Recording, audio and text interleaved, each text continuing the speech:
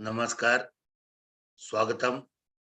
We would like to welcome you all on Independent Research Ethics Societies, AYUSH Samriddhi, the journey of excellence, the journey of brainstorming, the journey of sharing knowledge from next gen to senior and seniors to next gen. I would like to communicate my gratitude to all contributors, all speakers, all guides, mentors, who are blessing us to continue this journey to infinite.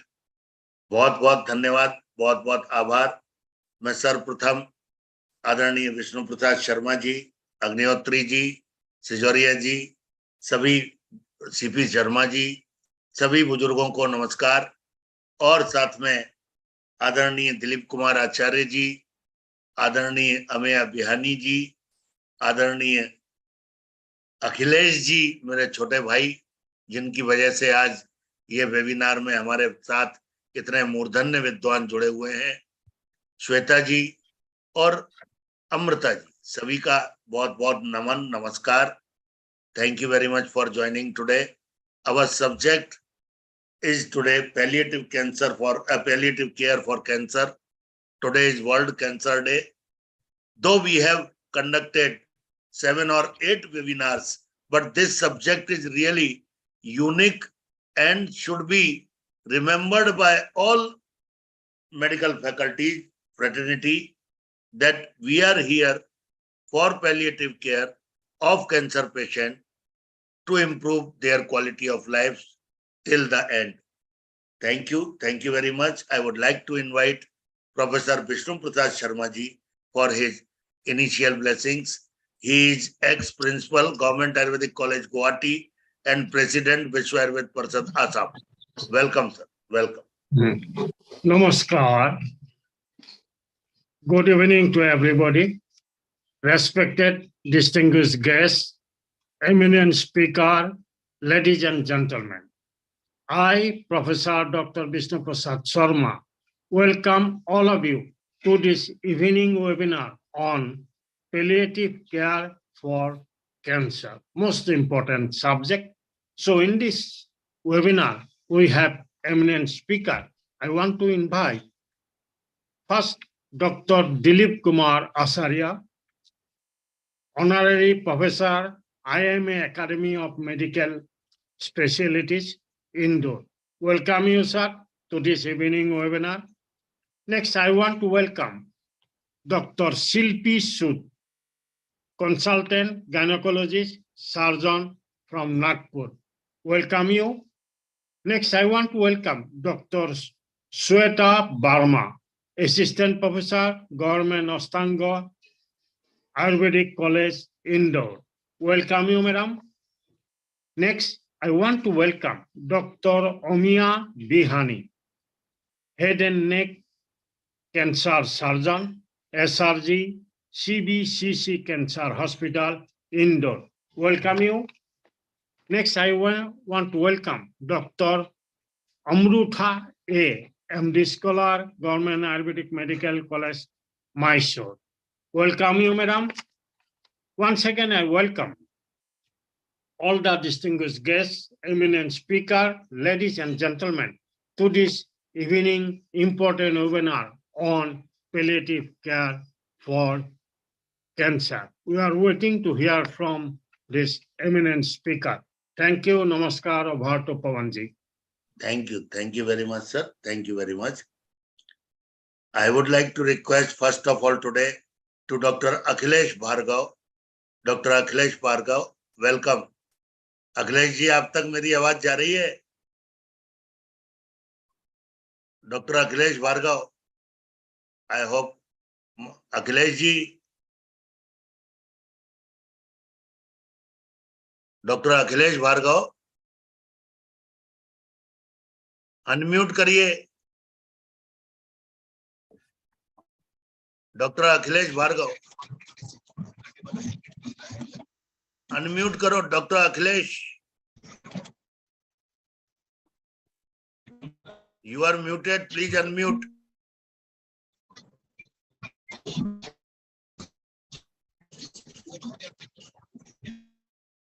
Please, उसी तरफ जाना है ना. हाँ, Akhilesh ji, welcome.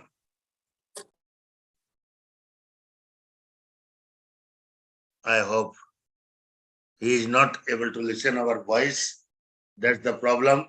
Otherwise, I'm really grateful to Dr. Akhilesh Bhargav for introducing such nice galaxy of faculties. I would like to welcome Dr. Dilip Kumar Acharya sir.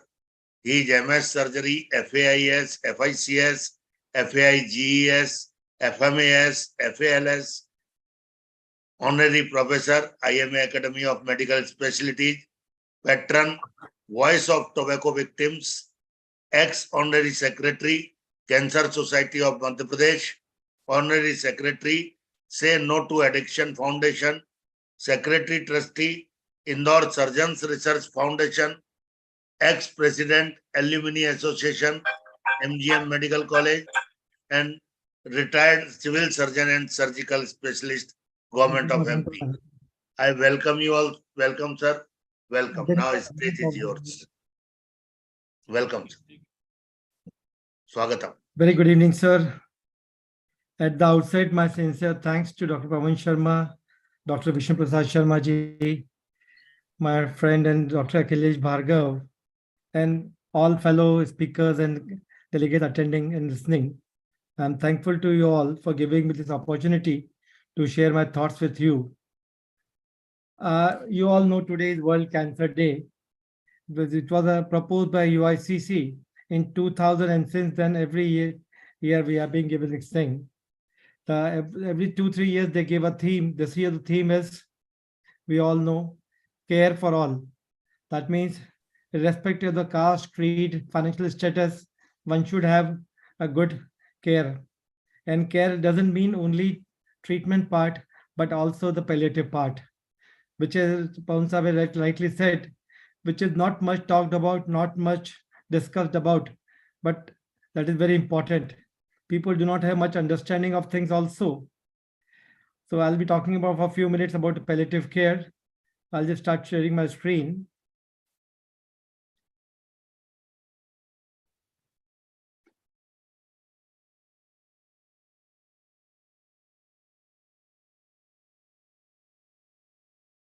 The screen visible, sir?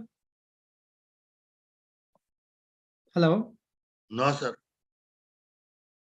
I'll just take 1 minute again. No problem, sir. Screen is not shared yet.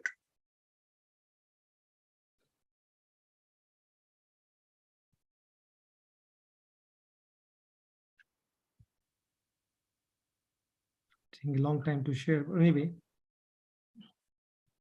So palliative care, we all know, is not such a simple thing. It is a complex thing because people sometimes think that palliative care is just end of the life care. When people are booked for to die, they start thinking this line. But no, it is not that way. So I'll have to look like restart things.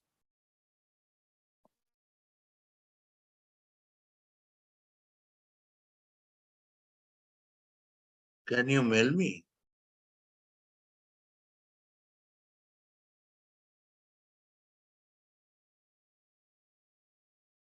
Your screen is stuck, sir. Video is stuck.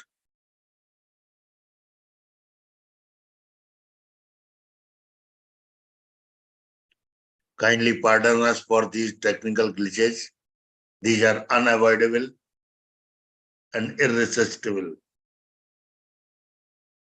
Doctor Dilip Kumar Acharya ji, क्या आप तक मेरी आवाज जा रही है?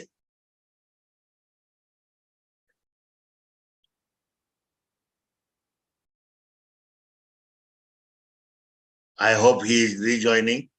So kindly bear with us for 2 minutes. Yes, he has rejoined. I hope now problem will be solved.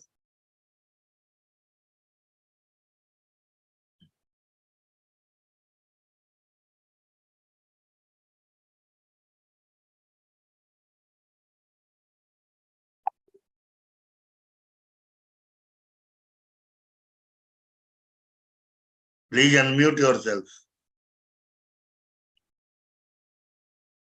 Kindly unmute yourself, sir. Dilip Kumar ji.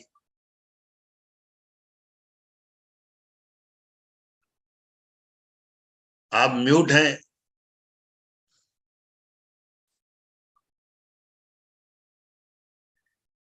In the meantime, I would like to request to all audience and experts, please subscribe our YouTube channel. Please be a member of Kutumb app and like that, subscribe that and share the YouTube link to maximum person. This is our humble request.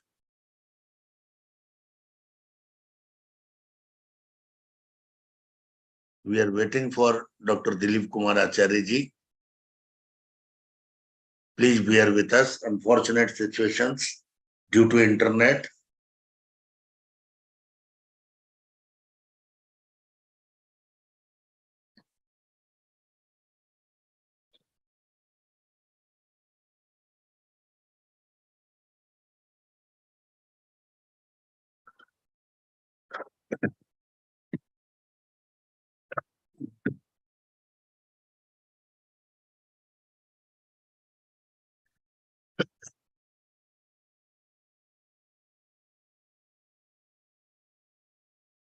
I hope net condition is not good there.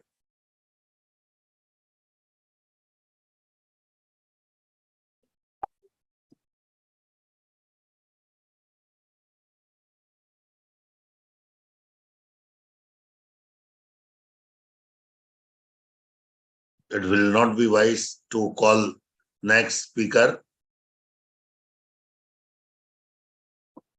Dilip Kumar Acharya ji, क्या आप मेरी आवाज सुन पा रहे हैं? उत्तर नहीं दे रहा है, कृपया कुछ समय पश्चात प्रयास करें. The person you are calling is not answering. Please try later. He is joining again.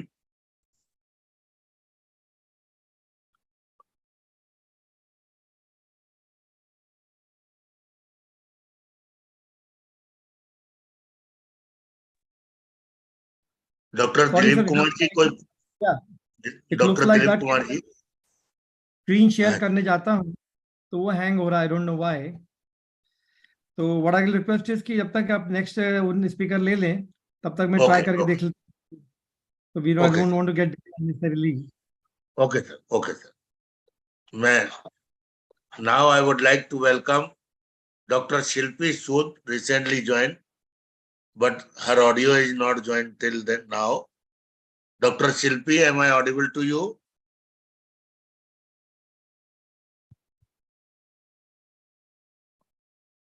आप चाहें तो मुझे मेल व्हाट्सएप भी कर सकते हैं आचार्य.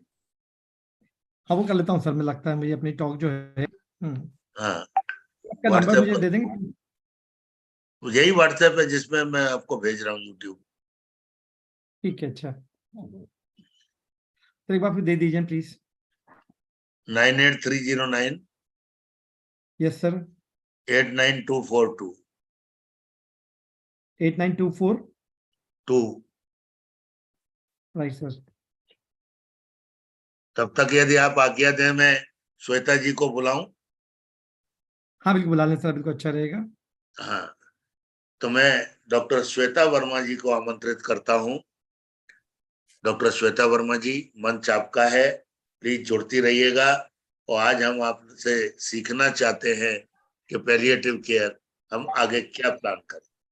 Welcome doctor Shweta from Ashtanga Ayurvedic college. Thank you, sir. Thank you to all respected dignitaries. I will start my presentation.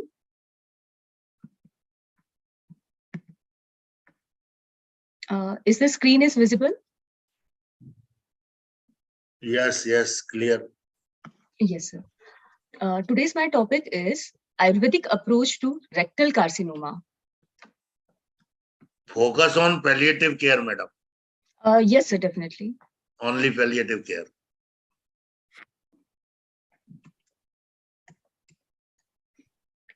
As we all know, that the neoplasm, it's a mass of tissue formed as a result of abnormal, excessive, uncoordinated, autonomous, and purposeless proliferation of cells.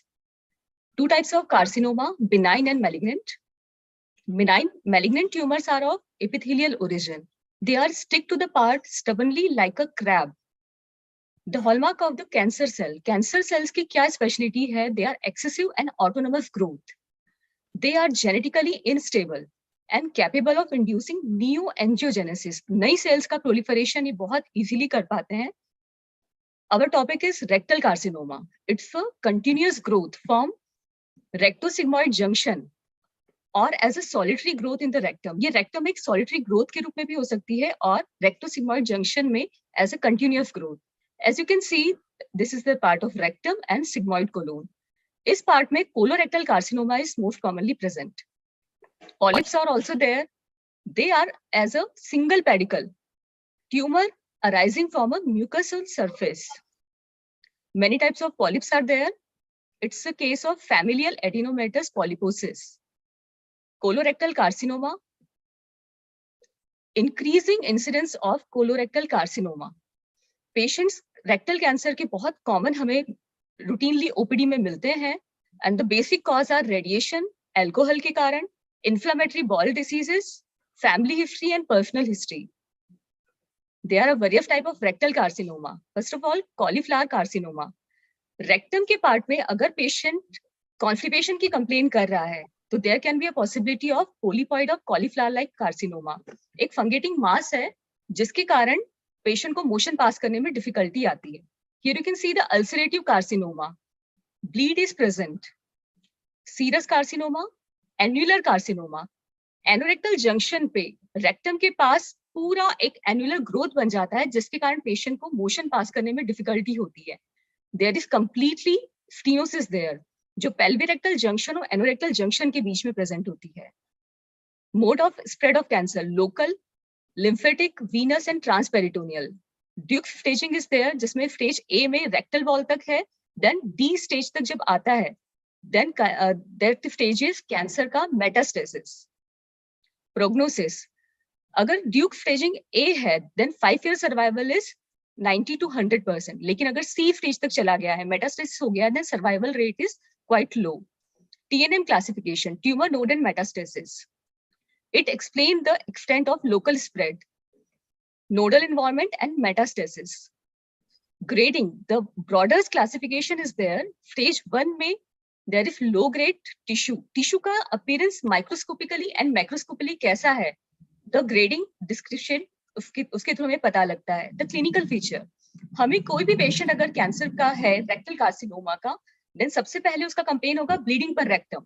और जो bleed होता है जरूरी नहीं कि सिर्फ motion के time हो, मोशन के पहले भी वो ब्लीड आ सकता है पेशेंट को, क्योंकि कैंसर सेल की स्पेशलिटी है touch on bleed. Then mucus discharge, alteration in bowel habit, early morning spurious of diarrhoea. Patient को अर्ली मॉर्निंग डायरिया होता है. बेसिक कॉजेस, क्योंकि वहां पर रात भर का जो पेशेंट का म्यूकस कलेक्शन है वो रेक्टम में कलेक्टेड रहता है और जैसे ही मॉर्निंग टाइम आता है पेशेंट को सबसे पहले म्यूकस डिस्चार्ज होता है. Then sense of incomplete defecation because there is proliferative growth जो कि मोशन को कंप्लीटली आने में ऑब्स्ट्रक्ट करती है. एंड इंक्रीजिंग कॉन्स्टिपेशन, क्योंकि एन्युलर कार्सिनोमा अगर पेशेंट को है. Pain is a late symptom. Physical examination पर abdomen we can find a palpable distended large bowel. पर rectal examination that is must, उसके थ्रू हम कोई भी कार्सिनोमा को इनिशियल स्टेज में डायग्नोज कर सकते हैं. Investigations are various like proctoscopy, sigmoidoscopy, colonoscopy, and ERUS, endorectal ultrasound. The treatment of carcinoma, surgery.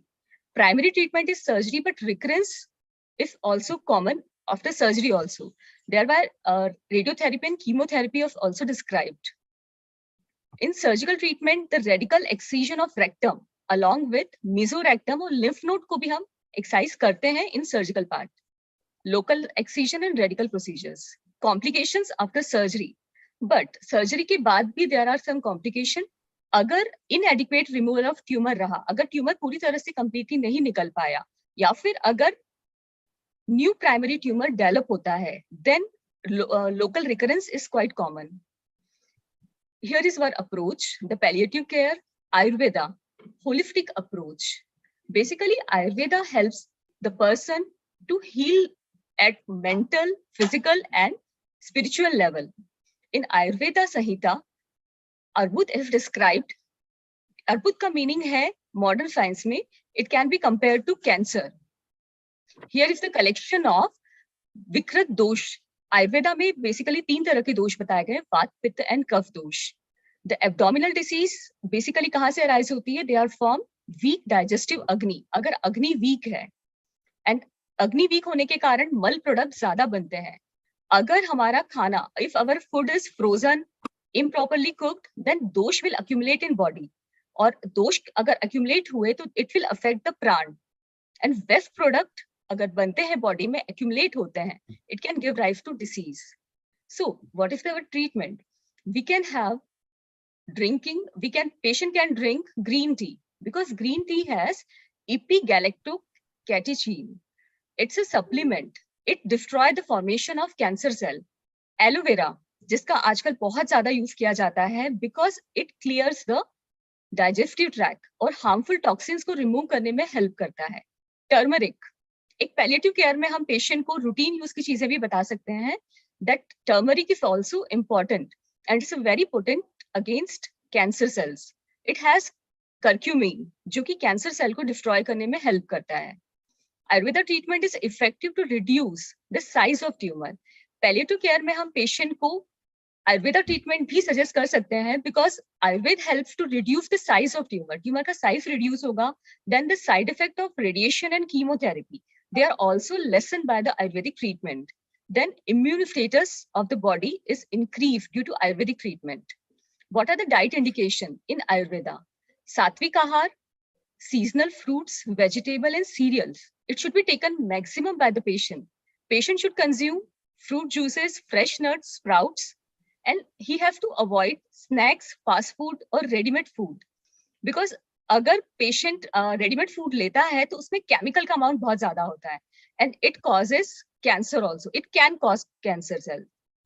Then ashwagandha, it has the property to control the cancer cell. Juice of garlic, garlic जो हमारे routinely T में हम लोग mix करते हैं, it also help to reduce the growth of cancer cells because colon cancer has a limited survival rate. That's why we have to go to Ayurvedic practitioner also so that the patient can heal naturally. Lifestyle disorders, lifestyle importance. First of all patient have to do daily exercise. अगर patient regular exercise करते हैं then body का immunity level काफी बेहतर होता है. Body cells में oxygen nutrition बहुत अच्छे से मिल पाता है. It helps to fight against the cancer cell. Then long walk and meditation and yoga. Yoga causes mental and physical relaxation. Yoga के कारण प्राणायाम से पेशेंट को अच्छा इंप्रूवमेंट मिलता है. Then Ayurvedic treatment of colon cancer. It's basically हम आयुर्वेद पे क्यों जाना चाहेंगे? Because it prevents and reduces the spread of cancer to other body part. Metastasis को कैंसर सेल की वो रोकता है. We can give आमलकी, अश्वगंधा, हरिद्रा, शतावरी, मंजिष्ठा, दशमूल and triphala. Medicines can be given like आरोग्यवर्धनी, कांचनार guggul, कांचनार शोधर है. It reduces the inflammation. It can be compared as a anti-inflammatory drug. Yograj guggul, triphala guggul, पंचतिक्त घृत गुग्गुल, पुनर्नवादी गुग्गुल, महामंजिष्ठादि क्वाथ, पंचामृत परपटी, कर्कटा बुर्दांतक रस and Sarivasava. Herbs to improve the agni. अगर पेशेंट का डाइजेशन अच्छा है then it will help to fight against the cancer cell. अगर अग्नि अच्छी है तो पेशेंट का मल कम से कम बनेगा और it will help to fight. Like ginger, Trikatu, ये अग्नि दीपन है. It's a appetizer. Avipattikar churna. Then herbs for good elimination. अगर पेशेंट को मोशन प्रॉपर होगा then the complete cycle of सप्त धातु का जो कंप्लीट साइकिल है it becomes good. Then Triphala and Yashtimadhu. We have to focus about the immunity, aahar vihar and nidan parivarjan because it helps to impact survival rate. With this word, I want to end my lecture. Thank you. Thank you for inviting me. Excellent. Excellent in a flow at a stretch. Very good. Very good, Dr. Shweta. Best of luck for your career. Excellent. Thank you, sir. Thank you, sir. Now I would like to request, sorry, Dr. Dilip Kumar Acharya ji. Welcome, Dr. Dilip ji. Welcome. Thank you, sir. Sorry for all the trouble. I think मैंने अपने WhatsApp कर दिया है, तो doctor Pawan Sharma से request रहेगी कि kindly इसको अपने यहाँ पे प्ले कर लें. So will it possible for you to share from your side?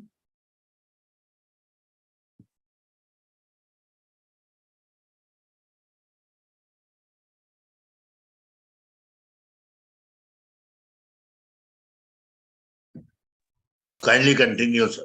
Your Yeah, thank you, sir. screen is Thank you very shared. much. Thank you, sir. Welcome.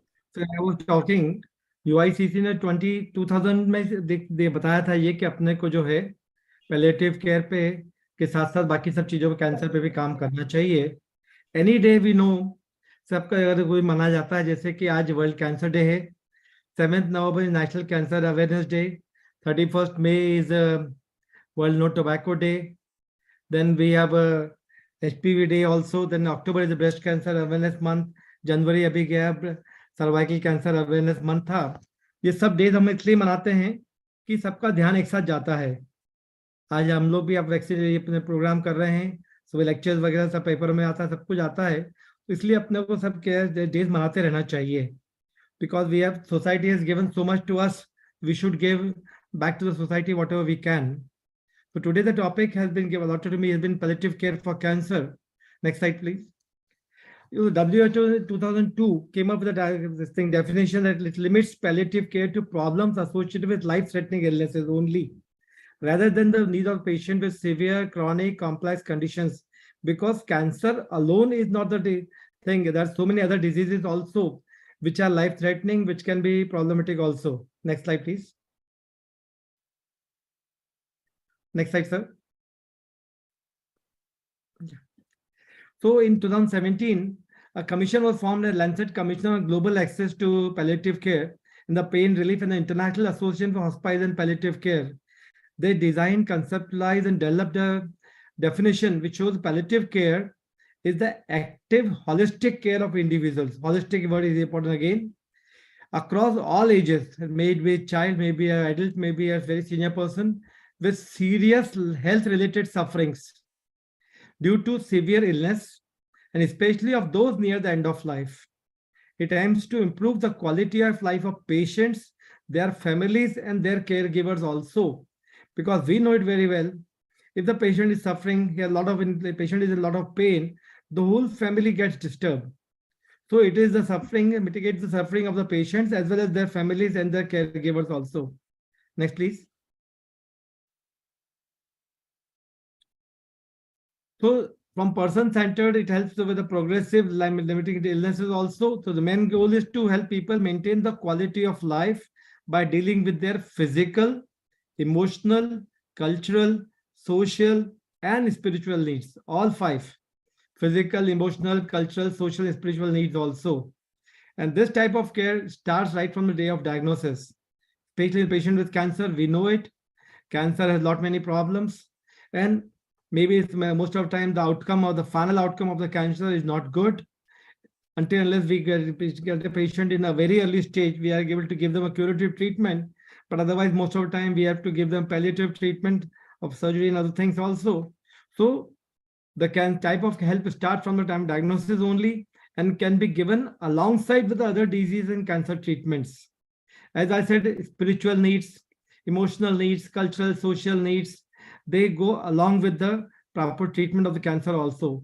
So it's not that when the cancer treatment is stopped, then we start for the palliative, think of palliative care.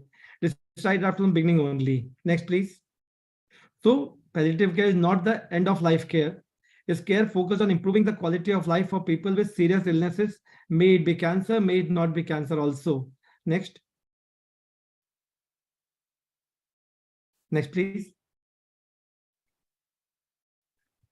So it is a specialized medical care for people with serious illness. The type of care is focused on providing patients with relief of symptoms, because we all know the pain associated with cancer is really problematic. It is very hard to treat it also. And the stress along with to the patient is also very important.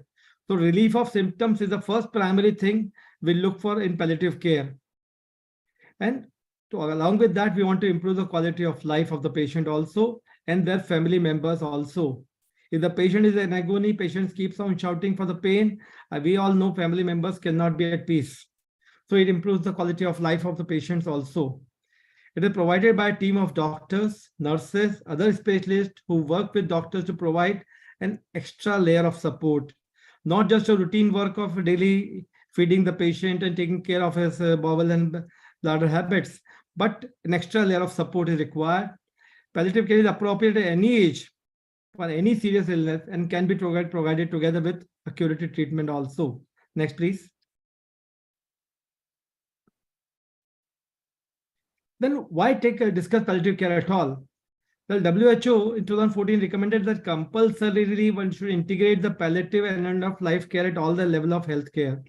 Access to morphine, we all know morphine is one drug which is habit forming, we know it very well, but it is a very good analgesic. The pain relief by morphine is one of the best, especially in tablet oral morphine, which one can take at home also. But again, the availability of morphine is important. It is habit forming also. We have to give in precaution with thing, but it relieves the symptoms very nicely. Public awareness on EOLs, that EOL says end of life care. You just cannot leave a patient to die in pain and suffering. You have to give him a good quality of life till his death. Healthcare providers have limited knowledge on EOLC. Only few centers have the infrastructure to support the end of life care also. Next, please.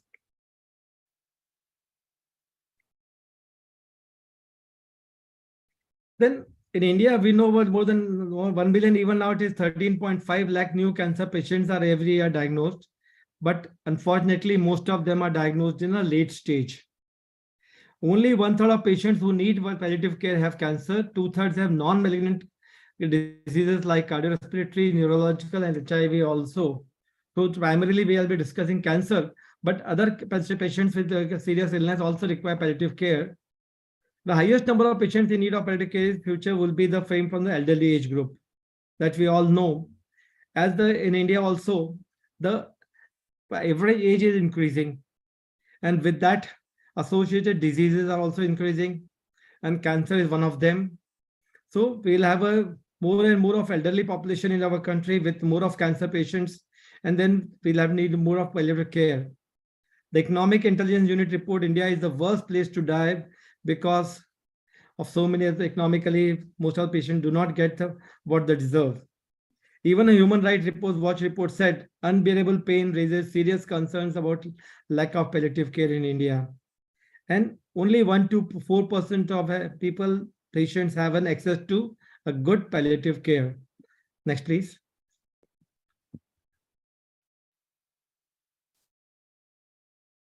Now, even a study has shown that 83% of healthy Indian population, they want to die at their home only.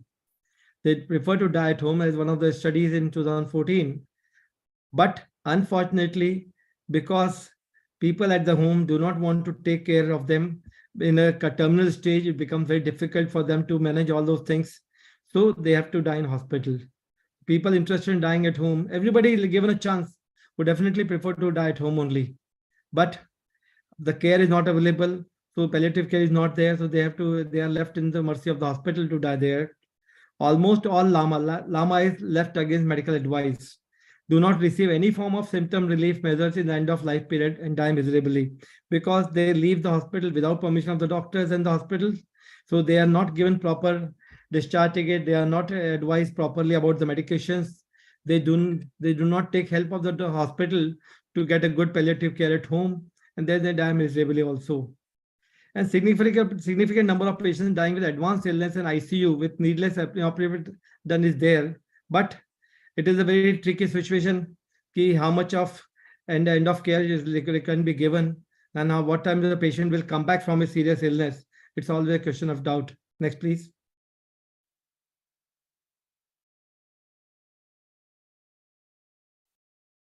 So if you look here, health, illness, and death. These are the three ways the life progresses. But If we get a patient in early stage, we are able to give them a curative treatment. But if they come late to us, they need more of palliative care also, and which can be done at a number of places. Hospices care is always there, which is required to be done. Next, please.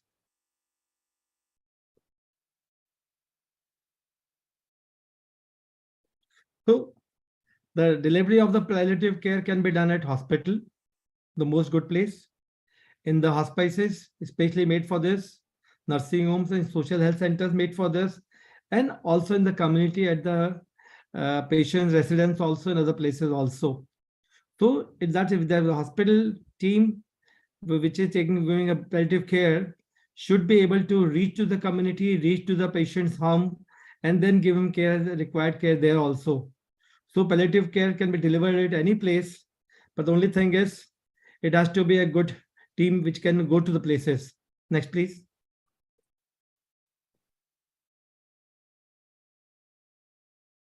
So what normally happens is a cancer patient goes into cachexia. He has a lot of suffering. His pain is there. His dignity is lost. His body image is lost. If as an athlete is there, he's not able to run around. He's not able to walk also. Sometimes the cancer patients get an amputation done up. Many times they get a metastasis to the whole body. So they have suffering from everything. So the role model is lost. Next, please.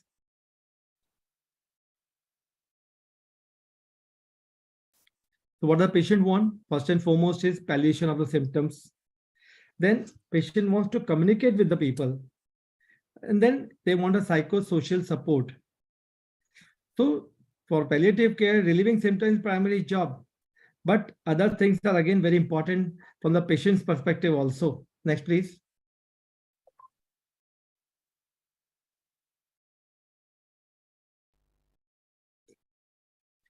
So the serious health related sufferings can be, first and foremost, is always cancer. But it can be later HIV, AIDS, muscular dystrophies, chronic lung diseases, kidney disease, heart, neurological, age-related problems, and patient families in intensive care units, they do not want to leave you because the cost is also very high. So palliative care at home becomes an important aspect for that purposes. Next, please.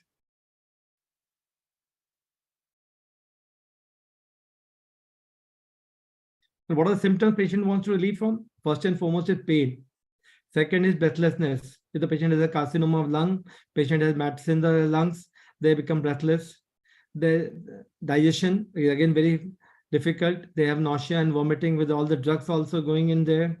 Constipation is there. Anxiety is always there. What will happen to me? What will happen to my people after myself? Like that. Most of the time they go in depression. Therefore, they said the treatment of the palliative care starts right from the patient's diagnosis of cancer, because we know it, he is going to go into depression in future. So the treatment should start there only. So they have to be told how to cope with the stress. They get fatigued very easily, loss of appetite, weight loss is there, and so many neuropathies develop in them. So these are the most symptoms and stresses the patient of cancer suffers, for which palliative care is required. Then they have a lower pain tolerance also because of discomfort, insomnia, so many things. But that raise the pain tolerance has to be raised by giving them relief, sleep, rest, relaxation, and so many things are there which we can be given to them to get relieve the pain tolerance, increase the pain tolerance. Next, please. Next, please.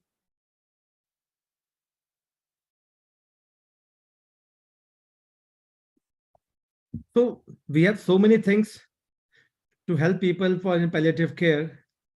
So right from the proper management of the chemotherapy, radiotherapy, like an anti-neoplastic therapy, then palliative radiation therapy we have, like patients who have a severe back pain or secondary mats in the spine, we normally give them a low dose radiotherapy radiation to that area, which gives a pain relief very fast and very quick, which is sustainable for quite a few days also.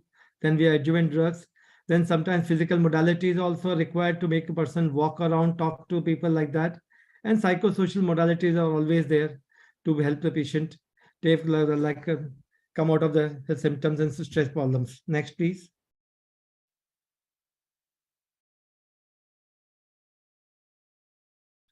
So the transition of the care has to be done very slowly, very specifically the discussing prognosis in advanced malignancy is very important. Then this is again double-edged sword. You cannot give a time-bound period. People always ask the patient attend always, how much time does he have? The patient asks, how much time do I have? So it's a difficult answer to be given, but you have to discuss because you have to tell them what the things, the problems are, so that they can plan out things much better. Sometimes they have recurrence of disease, progression of disease, transition from curative to palliative intent is always there because they wanted a curative, but they cannot be done. And so all the complications associated are always there.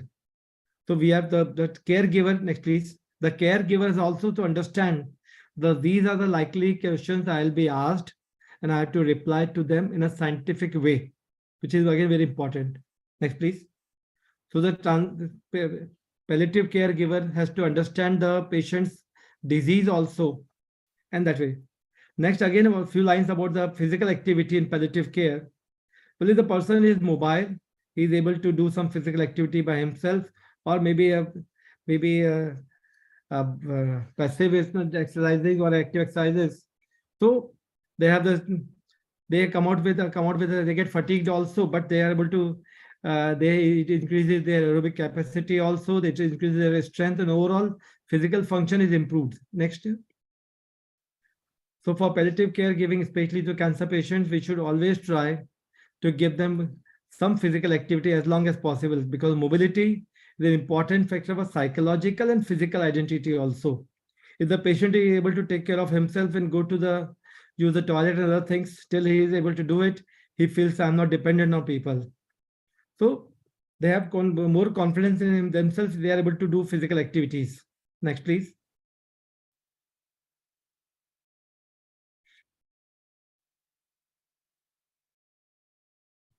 One of the important thing is, if the patient is a patient with a late stage of disease and palliative care is required, but is still forced to do it as far as possibility of the physical condition, 92% of all palliative care patients would be able to and want to participate in physical activity trainings. So the patient is always willing. It is the only thing that we as a palliative care giver, we should be after them to do some physical activities also. Next, please.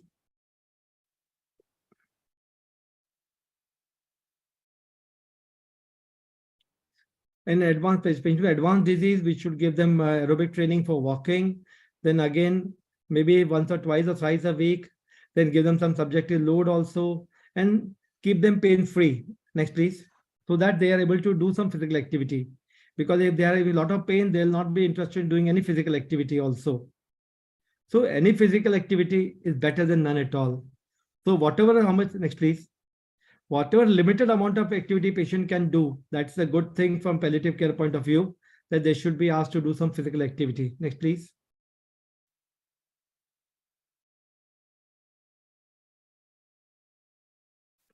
So palliative care for cancer, as we all know, they say health is a state matter. So now that way the state has to take the responsibility to not to treat, but also to relieve the suffering of the patient, that is to provide him palliative care. They have to integrate palliative care into healthcare also. The hospice or even hospitals should have this thing, should have a palliative care center where a person can go discuss and solve his problems also. Next, please.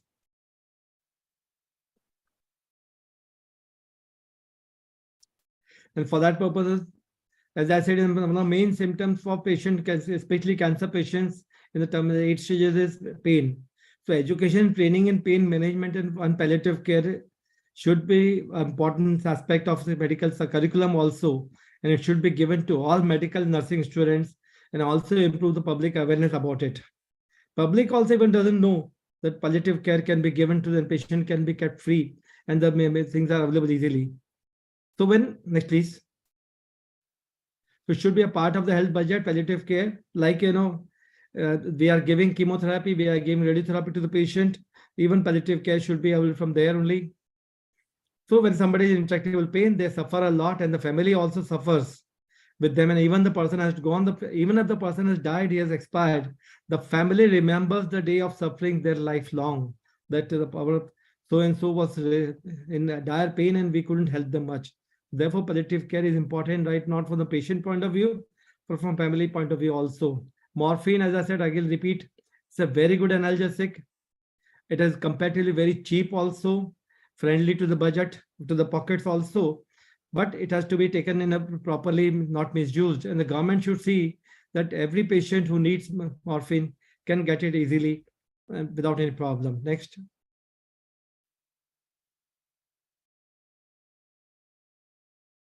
Coming to the end of life care, last few slides only.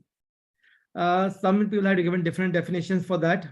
When patients are likely to die within the next 12 months, or when the death is imminent, few hours or days is a nice definition. The USA says last 6 months of a patient's life from insurance point of view. ICMR says an approach that shifts focus of care to symptom control. So from treatment, it goes to symptom control. Comfort, dignity, quality of life, and dying rather than on treatment aimed at cure or prolongation of life. That is end of life care. But again, as I repeat, it is symptom control along with comfort, dignity, and quality of life also. So if you look at this slide, it shows palliative care encompasses all the terminal care, the end of life care, and other things also. So palliative care is a broad spectrum inside which comes the end of life care and terminal care also. Next, please.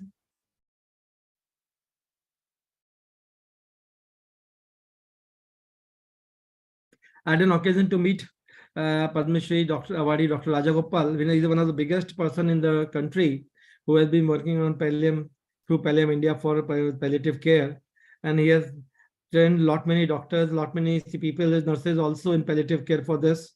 But now the good thing is that the Government of Medical Council of India, the NMC, National Medical Commission, has come out with a proper degree, MD palliative care. They have a postgraduate degree now in palliative care alone. It's a subject in itself. And though people are getting trained into it, and I'm sure in years to come, next please, we'll have many people who are properly trained, fully trained, and they have a degree in palliative care only. Next please.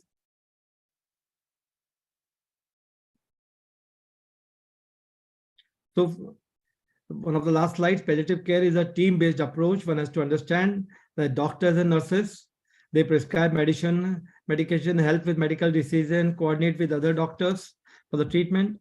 Social workers, they give emotional support, caregiving support, medical equipments are provided by them, financial concerns are there, and chaplain or pujari or Malvi, whoever is taking the patient has faith in, give them spiritual support, existential distress, and prayers and blessings come from them only. So it is the next please. So it is finally the help of all doctors, nurses, social workers, and the religious people, which gives the overall relief to the patient and causes them to have a good palliative care from this point of view. I'm once again thankful to Dr. Pawan Sharma sir that he could run the slides from his end, and I'm sorry for the technical glitch at mine. Thank you very much. Excellent, sir. Very scientific and mesmerizing. No doubt mesmerizing. This has a scope, sir. No, palliative care has great scope in our India. And you informed you informed us that MD course is started for palliative care. These are good signs. Really good signs. Thank you.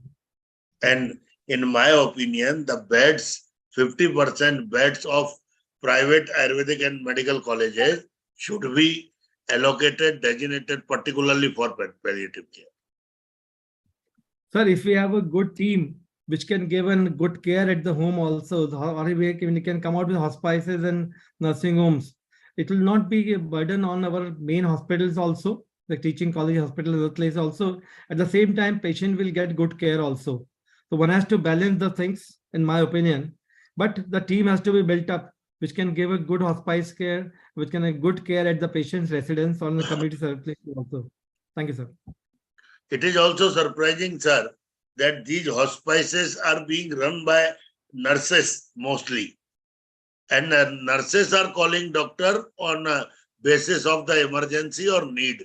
Otherwise, these are generally being taken care of by nursing staffs. If doctor will come into the picture, definitely scenario will improve. Sir, in Indore, one of the places in government cancer hospital, I was instrumental in starting a palliative care center through one of the international Jeev Daya Foundation. They are providing morphine also at subsidized rate to the different colleges and hospitals also. So there they had trained a doctor also and a nurse also. So they both are required for the good hospital care or the Very right. palliative Very care. right. Right. Thank you. Thank you very much, sir. Thank you. Thank you. Regards. Thank you very much, sir. Please do join on every cancer day. This is my humble No, sir. request. Sir, it will be my pleasure to be of any service to you and the society also, and my pleasure to Thank you. learn from other speakers also. Thank you, sir. Thank you. Thank you, sir. Now I would like to request Dr. Shilpi Shoot, consultant gynecologist, laparoscopic surgeon, infertility specialist, consultant and work hard, also Nagpur, IAM past secretary, Indian Fertility Society, Vidarbha, past vice president, Nagpur Obstetrics and Gynecological Society, consultant and managing director at Safal Hospital and Diva Fertility Center. Welcome, Dr. Shilpi ji. Welcome. Thank you. This is a wonderful platform. In fact, this is a good idea on the World Cancer Day to hold this webinar to make the people aware of what we are delivering to our society. And as being very well presented by Dr. Shweta and Dr. Acharya ji regarding the palliative care, and Shweta has well presented on the rectal cancer and the approach by Ayurveda. This is my message from gynec side. I would like to touch upon very important aspects in dealing with the gynecological cancers over here.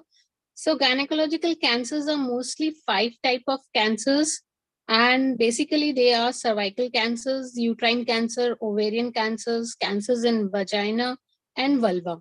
So I'll be just delivering important experiences. I won't be presenting the slides, but I would like to give message on this platform, like how cancer should be dealt with, how they should be basically going for before, like palliative care is although a very, very important aspect of the treatment. I would like to touch on this platform the issues related to early diagnosis, prevention, early diagnosis and treatment, which can really cure the cancer these days. So we have a wonderful approach, treatment modalities, in fact, good investigation to have an early diagnosis of the many of the cancers, and a very good treatment modalities where we can really now looking for the cure of the cancer. So these days, our science is really advanced, and we have many cancer institutes around our cities. I am based in Nagpur. Nagpur has a hub of cancer treatment now, and day by day we are seeing the early diagnosis are really taking a very good toll on the patient, like they are getting cured out of it. So I would really want to put on this platform what are the gynecological cancers basically. So gynecological cancers, when we talk about it, so most of the common thing we were earlier days were looking into the cervical cancers. They were really common in the earlier time, and we do have a very good screening test, in fact, for the cervical cancer. A simple pap smear test can also help us to have an early diagnosis of cervical cancer. So this is one of the most important cancer we used to detect very early if we do a proper screening test. This is the only type of gynecological cancer we have where we have a screening test. Rest of the other cancer we don't have a screening test. So I would mention in fact, the ovarian cancers are also deadly. The uterine cancer can be picked up because they have a good symptomatology, like the early cancers present with the bleeding issues. So we can diagnose the cancer early. In fact, ovarian cancer is the one where the presentation is very poor. In fact, we don't have any symptoms presenting with these type of ovarian cancer. So they are usually diagnosed very late. So there are some screening modalities are being discussed in the literature. But here I would like to say most of the ovarian cancers are not diagnosed so early. But these days, the more common cancers we see in reproductive systems where the breast cancer is also being involved. So breast cancers are coming up very, very in high number. And the younger patients are now getting diagnosed with the breast cancer. So knowing about these cancer, it is very, very important to have a better screening methods. In fact, we run as a clinic, particular clinic for diagnosis of breast cancers, or you can say like prevention of breast cancer. We should have a proper breast checkups, the patient herself can have a self breast examination that we are running last 3 months. The whole program for awareness of detection of early breast cancer by the self breast examination. So we have till now, in last 1 month, we have screened around 200. We have educated, in fact, 200 women regarding the early diagnosis with the self breast examination. So these particular things can help us to have an early diagnosis so that we can have a better treatment in that case. So breast cancer being a most common cancer and can be easily diagnosed if we do for a self-test examination, or we can take a modality of diagnosing basically using sonomammography if we are diagnosing any lump, and going for a quick FNAC is a very, very important thing.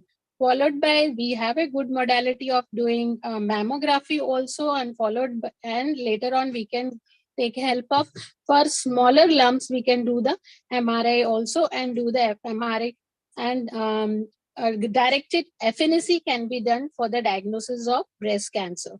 So it is thus a breast cancer has to be taken a very important as a subject, because it is now coming up. It's the most common cancers, reproductive cancers. Apart from that, I talked about the uterine cancer, the ovarian cancers, and the cervical cancer.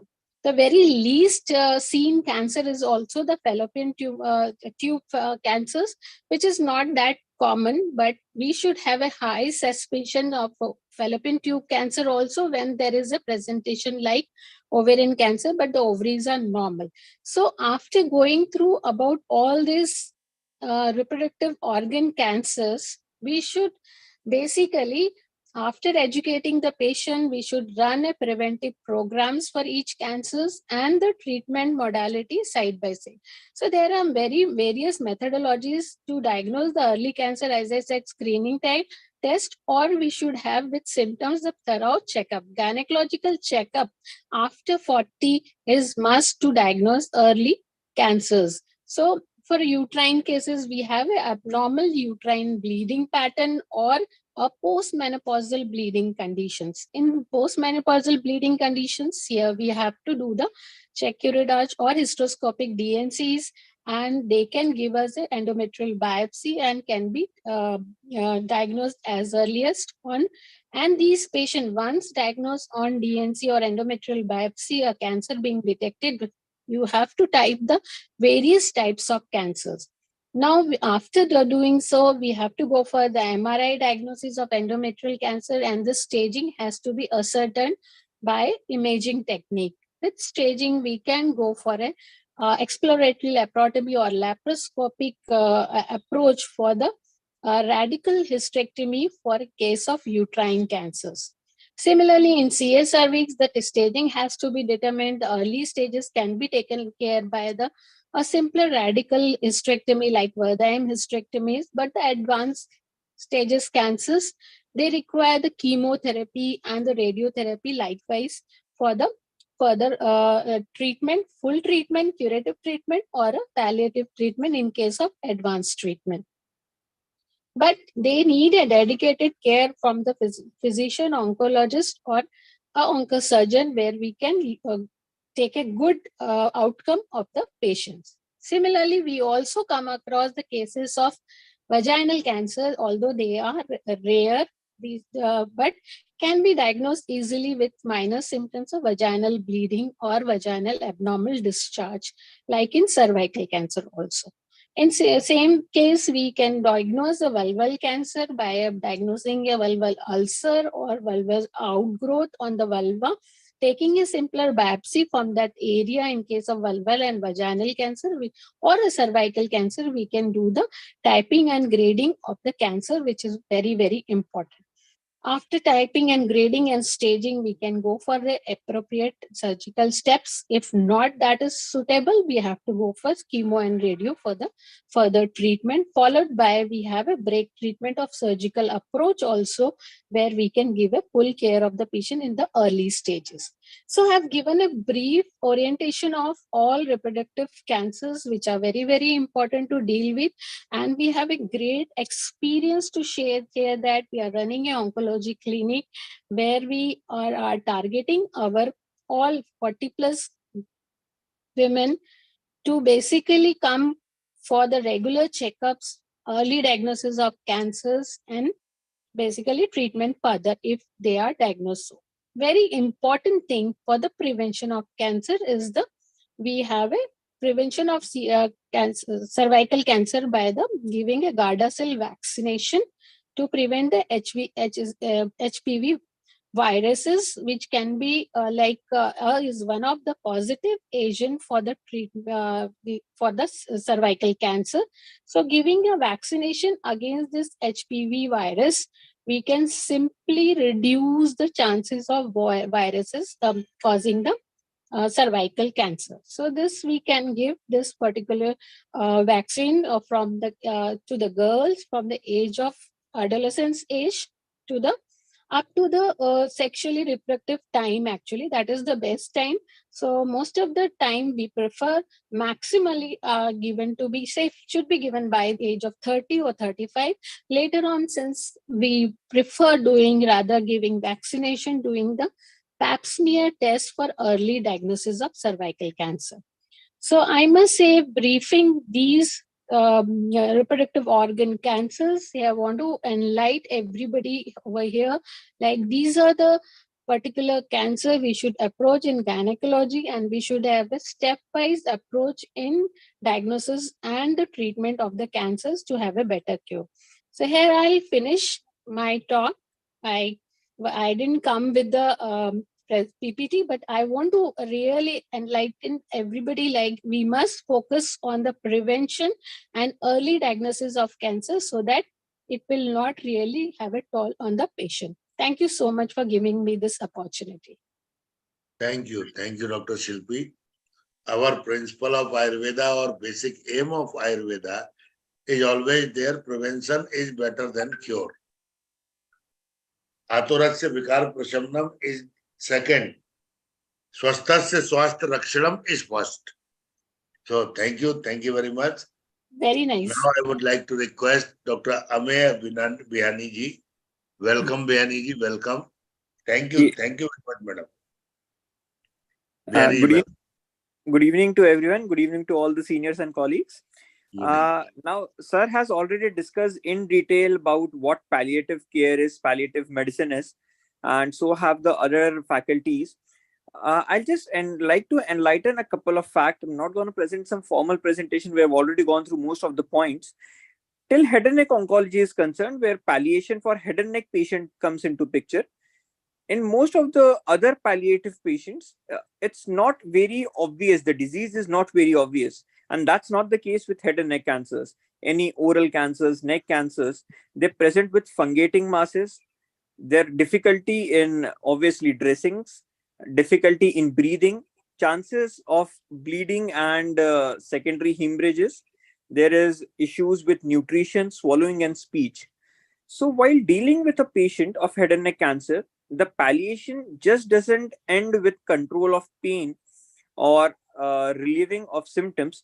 It comes with addition of survival with dignity to that patient.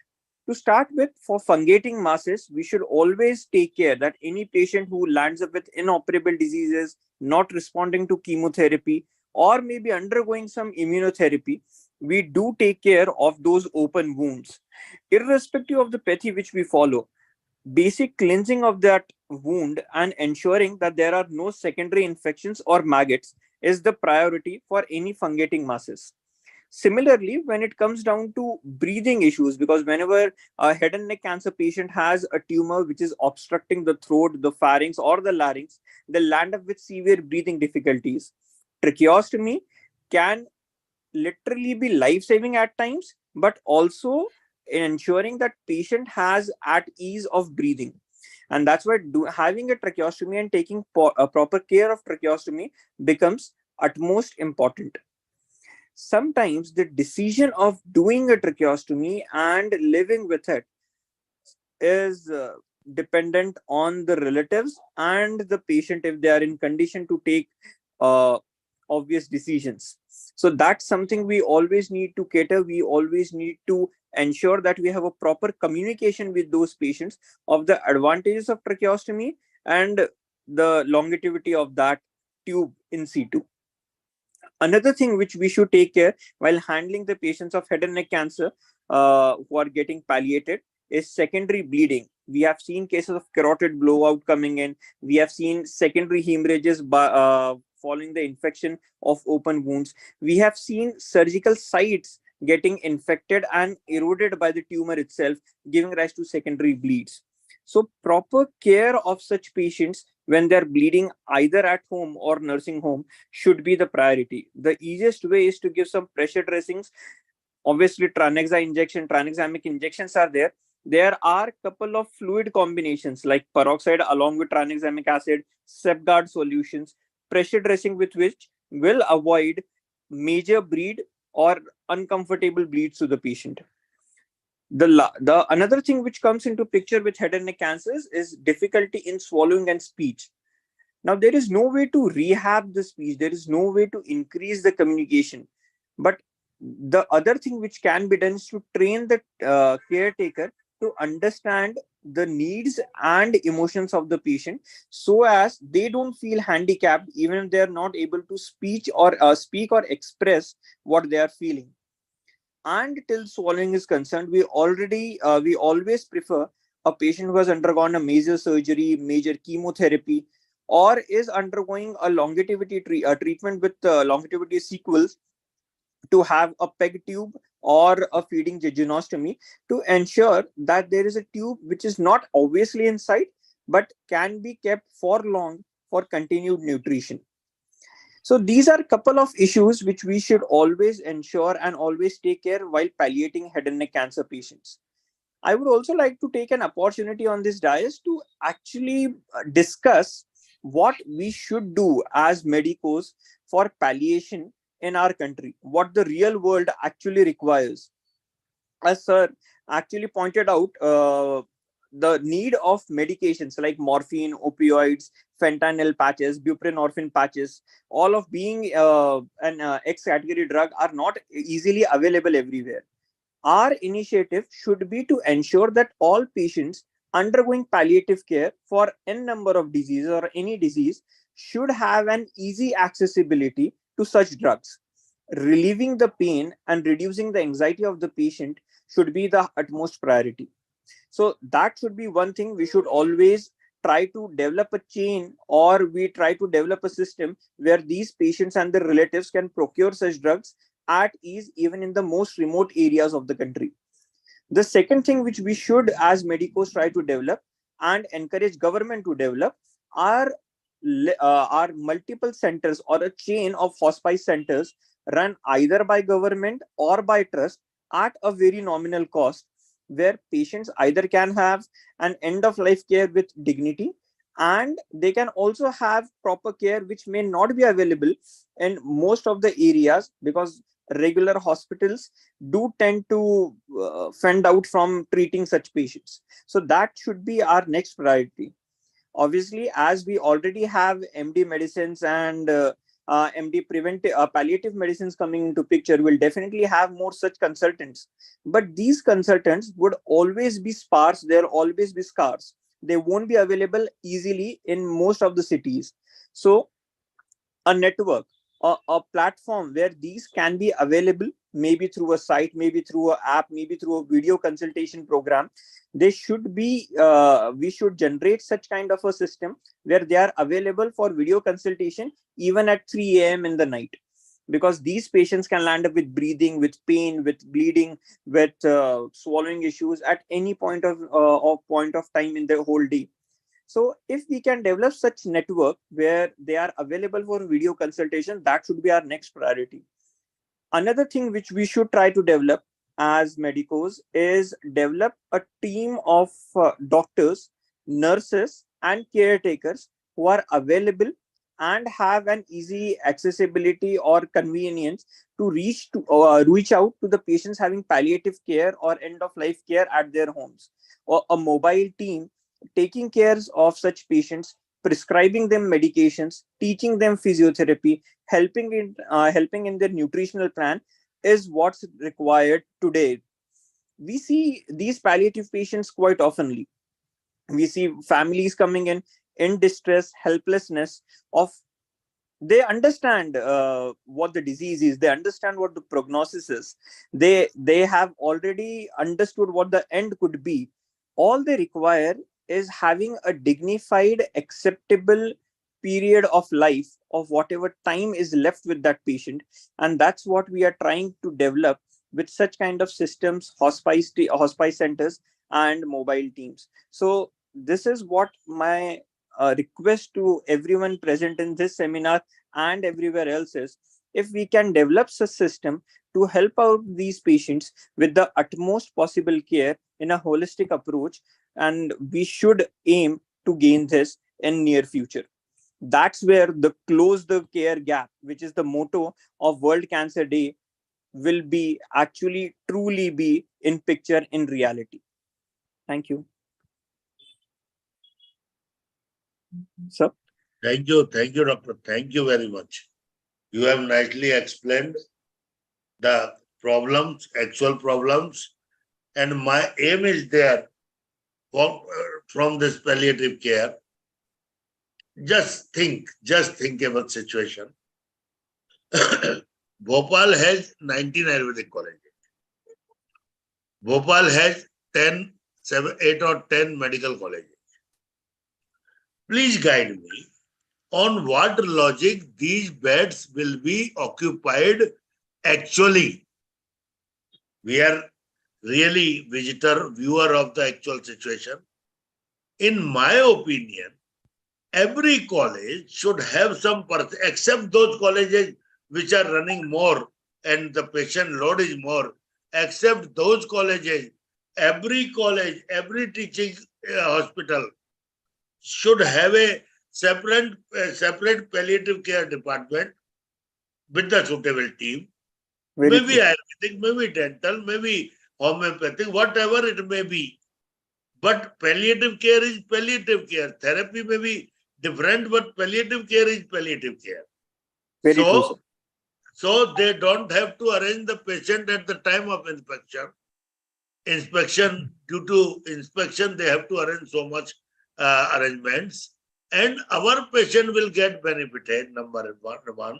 And medical tourism will be highlighted. This is my humble request. That's in very palliative noble care, idea, sir.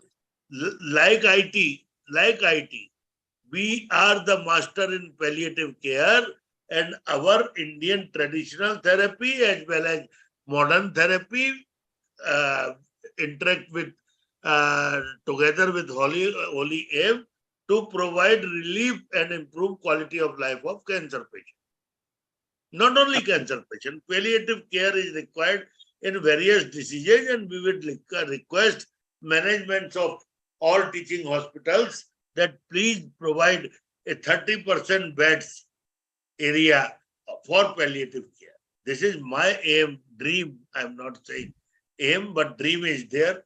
I don't know. Lord Shiva will bless us for this. Thank you. Thank you, Very Vianney. true, sir. Very true. Please do join. I'm sorry I am not introduced myself. I am professor and head of the department RSBK in Mansarovar Global University, who had 3 Ayurvedic colleges of 100 seats, number 1. I was vice president of Imami and Chandu, developed 200 products and conducted more than 400 clinical researches of 33 years span in Calcutta. Recently, I have shifted myself to Bhopal, but I belong to Calcutta, though I am born in Gwalior. So thank you very much. Thank you very much, Dilipji. Thank you very much, Bihani ji, excellent, excellent. Now I would like to Thank request Dr. Amrita. Dr. Amrita, please unmute yourself. Dr. Amrita, yes. Welcome, welcome, Dr. Amrita.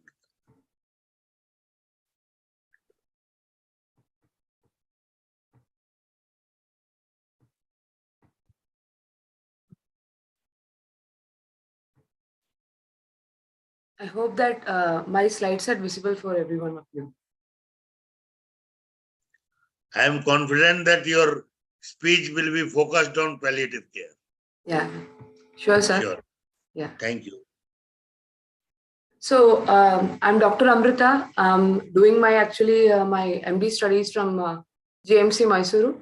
So I consider this as a great golden opportunity, and I would like to pay my tribute to Dr. Pawan Kumar sir. So the topic of my presentation is like this: glimpse over the scientific horizon of integrative medicine. So apart from taking the conventional modality of treatment, I would like to see an umbrella term where all the systems are involved to take care of the cancer patients who are in terminally ill stage. So according as Dilip sir has told, Globocan 2020 is addressing like 19.3 million cases of cancer, 10 million cancer deaths, and International Agency for Research on Cancer.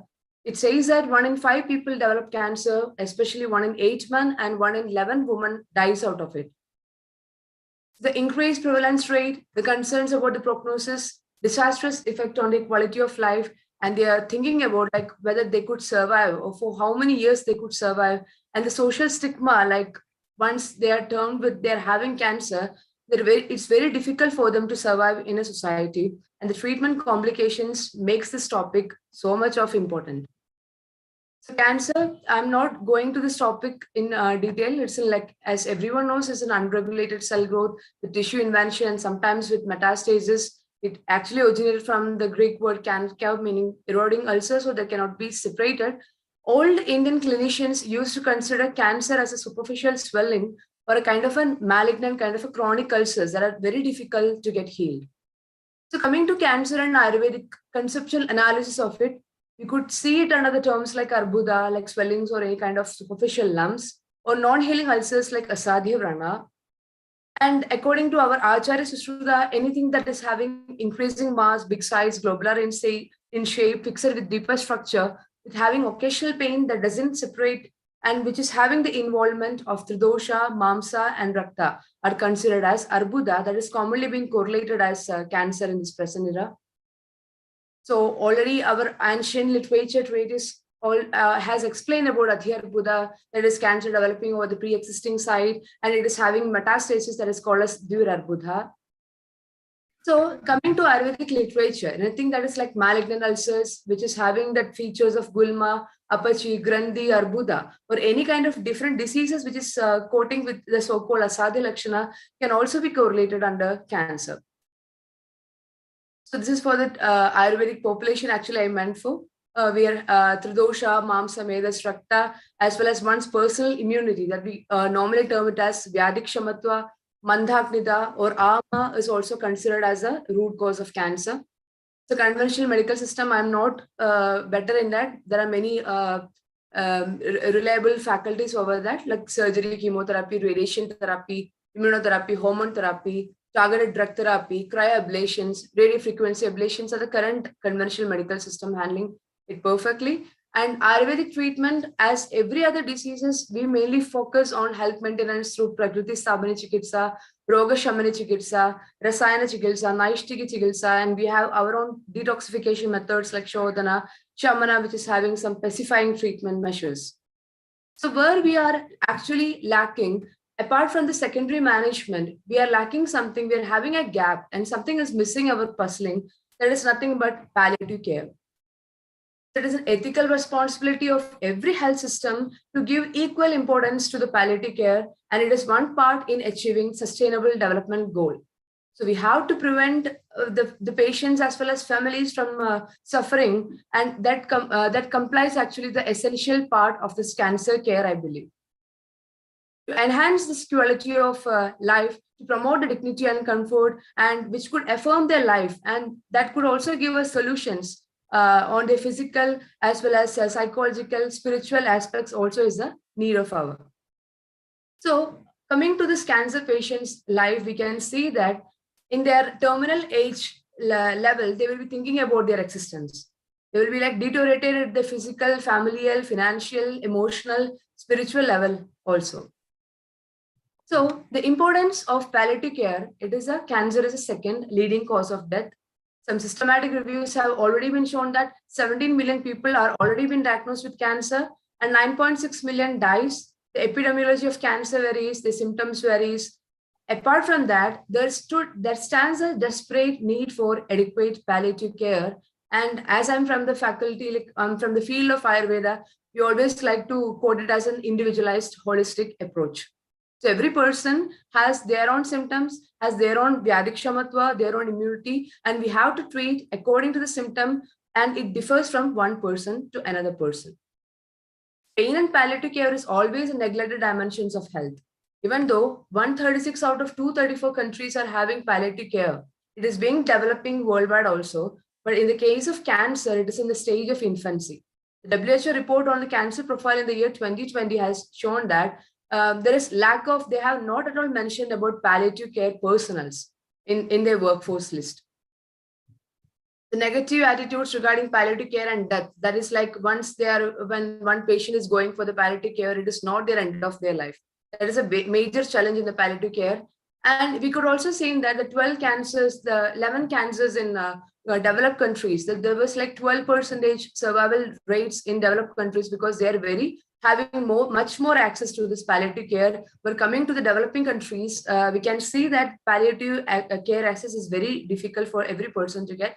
So once we are having the sufficient amount of palliative care centers, there will be like chances of getting 5-year net survival rates from the improving level of the quality of life. And apart from that, degree of integration is another question. Not only one system has to take care, as it is a concern about saving one life or to concern about the physical, psychological as well as spiritual aspect. We have, or the whole medical system has to think it as together. So that integrative part is another need of the hour. Yeah, as I told in the before slides, like patients will be very hopeless, they're poor about their poor prognosis, they're thinking about their unfruitful results. As being a health professional, what's our main duty is to ease their emotional, social, physical, spiritual life of the terminally ill patients.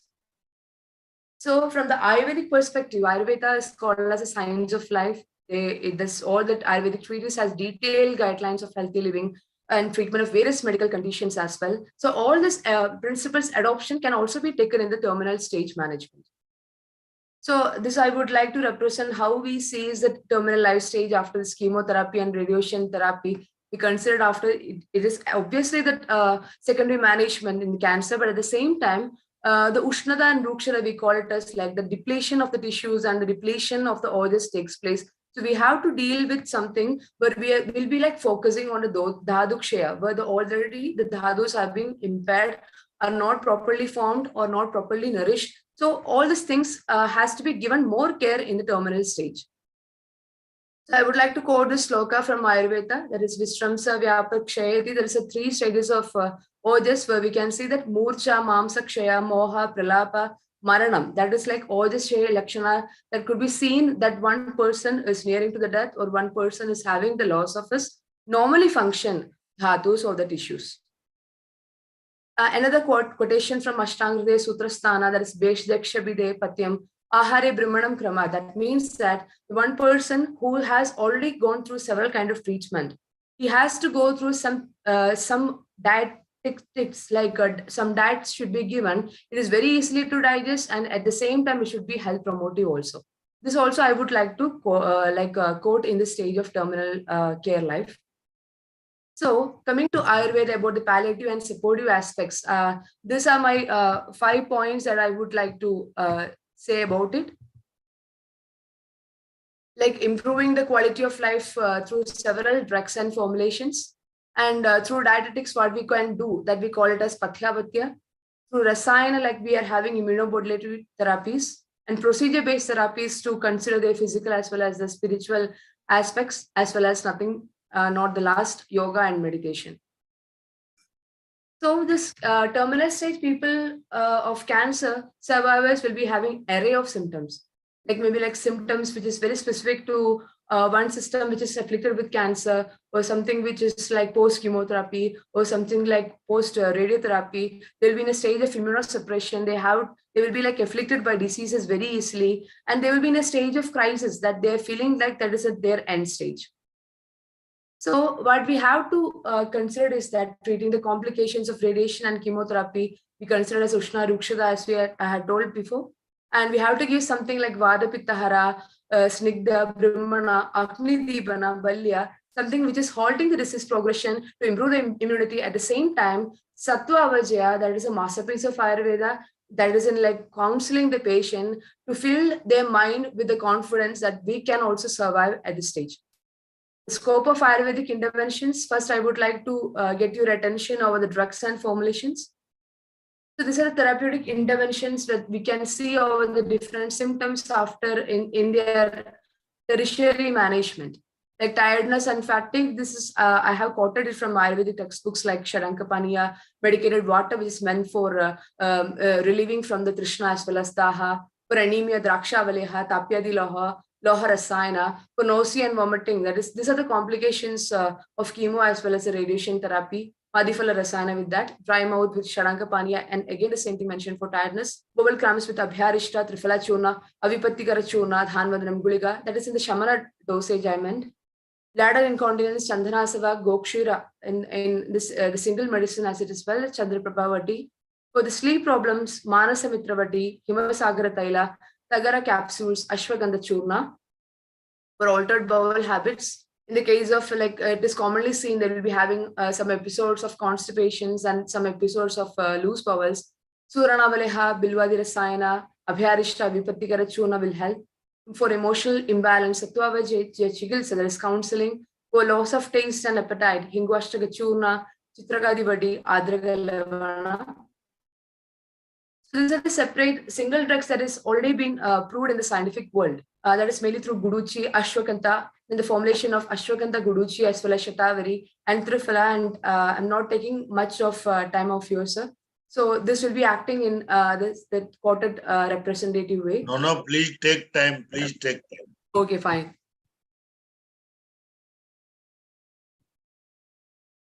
So first of all, like these are the 6 kind of drugs that already been proven in the scientific world. The curcumin via the modification of pathways that are recent for cell proliferation as well as tumor suppressions. Guduji, which is so-called radioprotective drug from Ayurvedic field, which is immunoprotective as well as antitoxic. And Pipali, that is piperine from the Pipali, it will inhibit the growth of the cancer cells through the endoplasmic reticulum-induced apoptosis. Triphala, it is an antioxidant. Ashwagandha, the vidafarin constituent from ashwagandha is already proven in managing glioblastoma. Vidonolides are used for reducing the chronic inflammation. That is also an next theory, second theory that is causing the cancer. Ashwagandha, Guduchi, Shatavari. This combination of the 3 could help in immunoprotection as well as myeloprotection.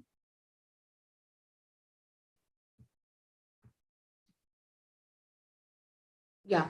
Next is coming to the main concept, core concept of Ayurveda, that is nothing but diet or the dietetics. We are having the principles on what to eat, at the same time how to eat also. So like Pathya and Apatya, what is good for the body and what is not good for the body in the healthy person as well as for the diseased person. And about the rules and regulations, what all things to be followed while eating.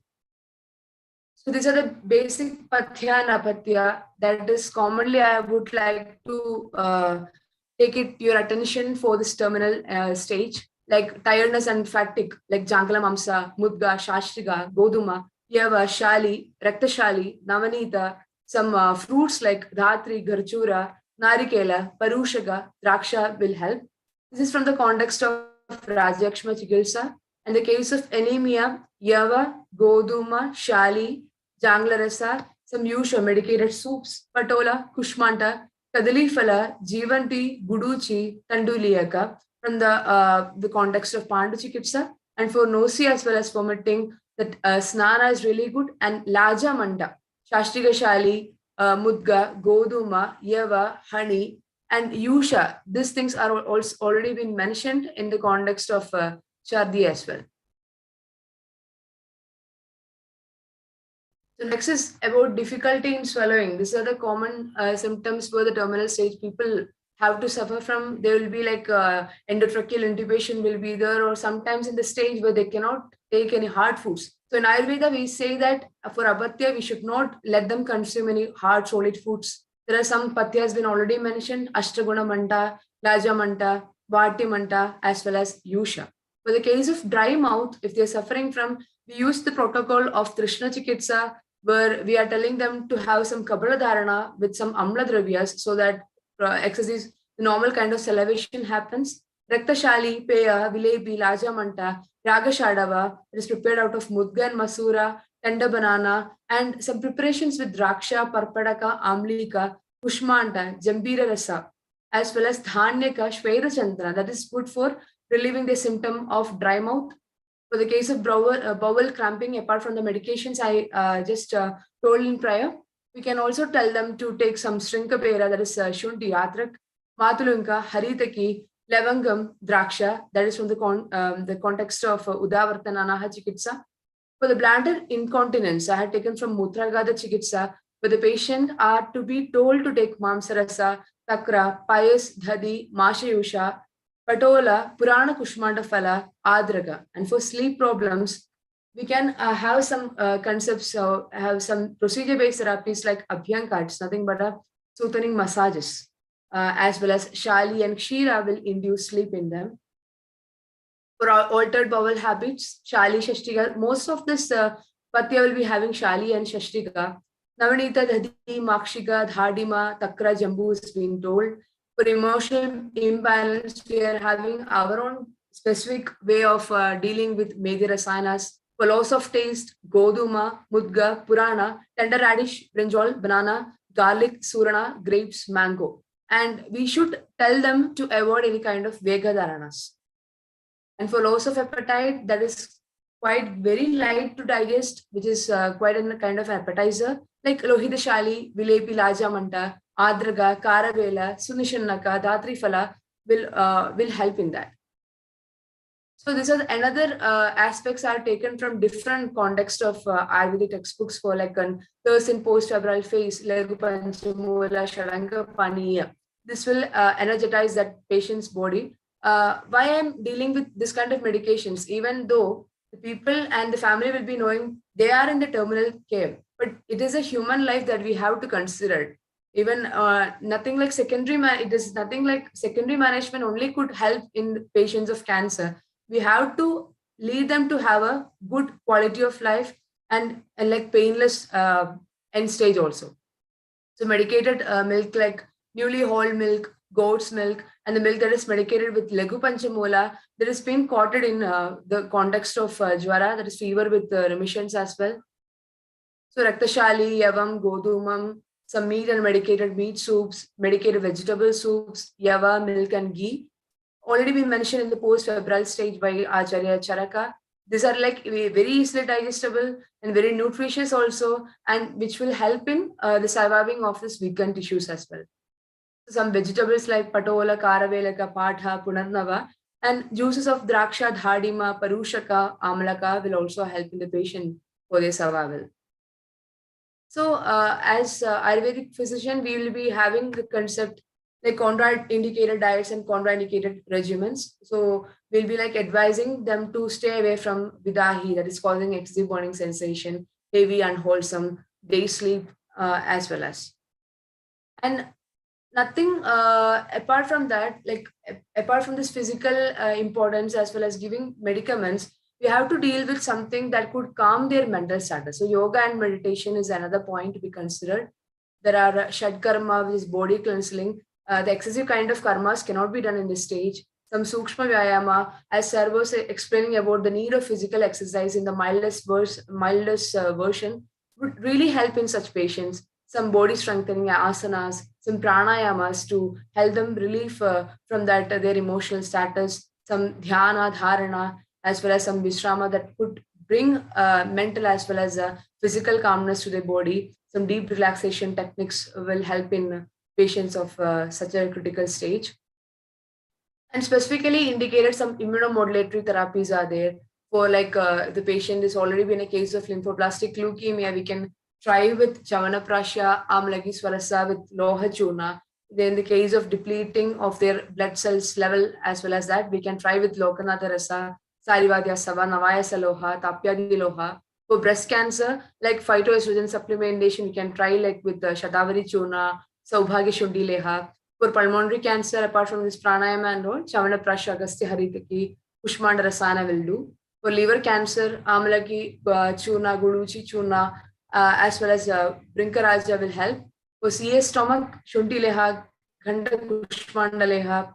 For CA colon, Bilwadi Rasana. And for the CA brain, some Kushmanda Rasana as well as a Medi Rasana will really do help. For CA skin, Brinkaraja Churna, Margava Rasana, Madhusnuhi Rasana. For all cancer, something like Kavala, which it is nothing but the pooling of some medicated swarasas, some medicated juices or something like a taila, which is making the patients to pool in their mouth. That is called as Kavala or Gandusha. The Trifala Churna or Irimedadi taila can really help in them. For throat cancer, Ishtimada Churna. Thyroid cancer, Kanchana, Ashwagandha as well as Varuna will do help. For CA prostate, advising the patients with Punarnava, Shilajatu, Gokshura, and for general cachexia, that is commonly seen, we can give the patients with Ashwagandha Churna, Ajashwagandhadi, Chavanaprasha based upon the condition of their acne. The biometabolism is also very important in such a stage. This is again very important thing, procedure-based therapy. We are having Abhyanga, that is means massaging over the patient's skin. It relieves fatigue. It provides nutrition for the skin and helps in mobility of the joints. It will help them to relieve from the general cachexia. So Abhyanga with certain oils like Ashwagandha, Mahanarayana. The patient is suffering from daha, that is burning sensation followed by radiation therapy. Kshirabala Taila, Chandana Bala Lakshari Taila. For pain reduction, some neuropathy as well as joint mobility, we can try with fermentation, that is Svedana with Nadi, Vastra, Patra Pinda, Shastriya Shali Pinda, Sveda.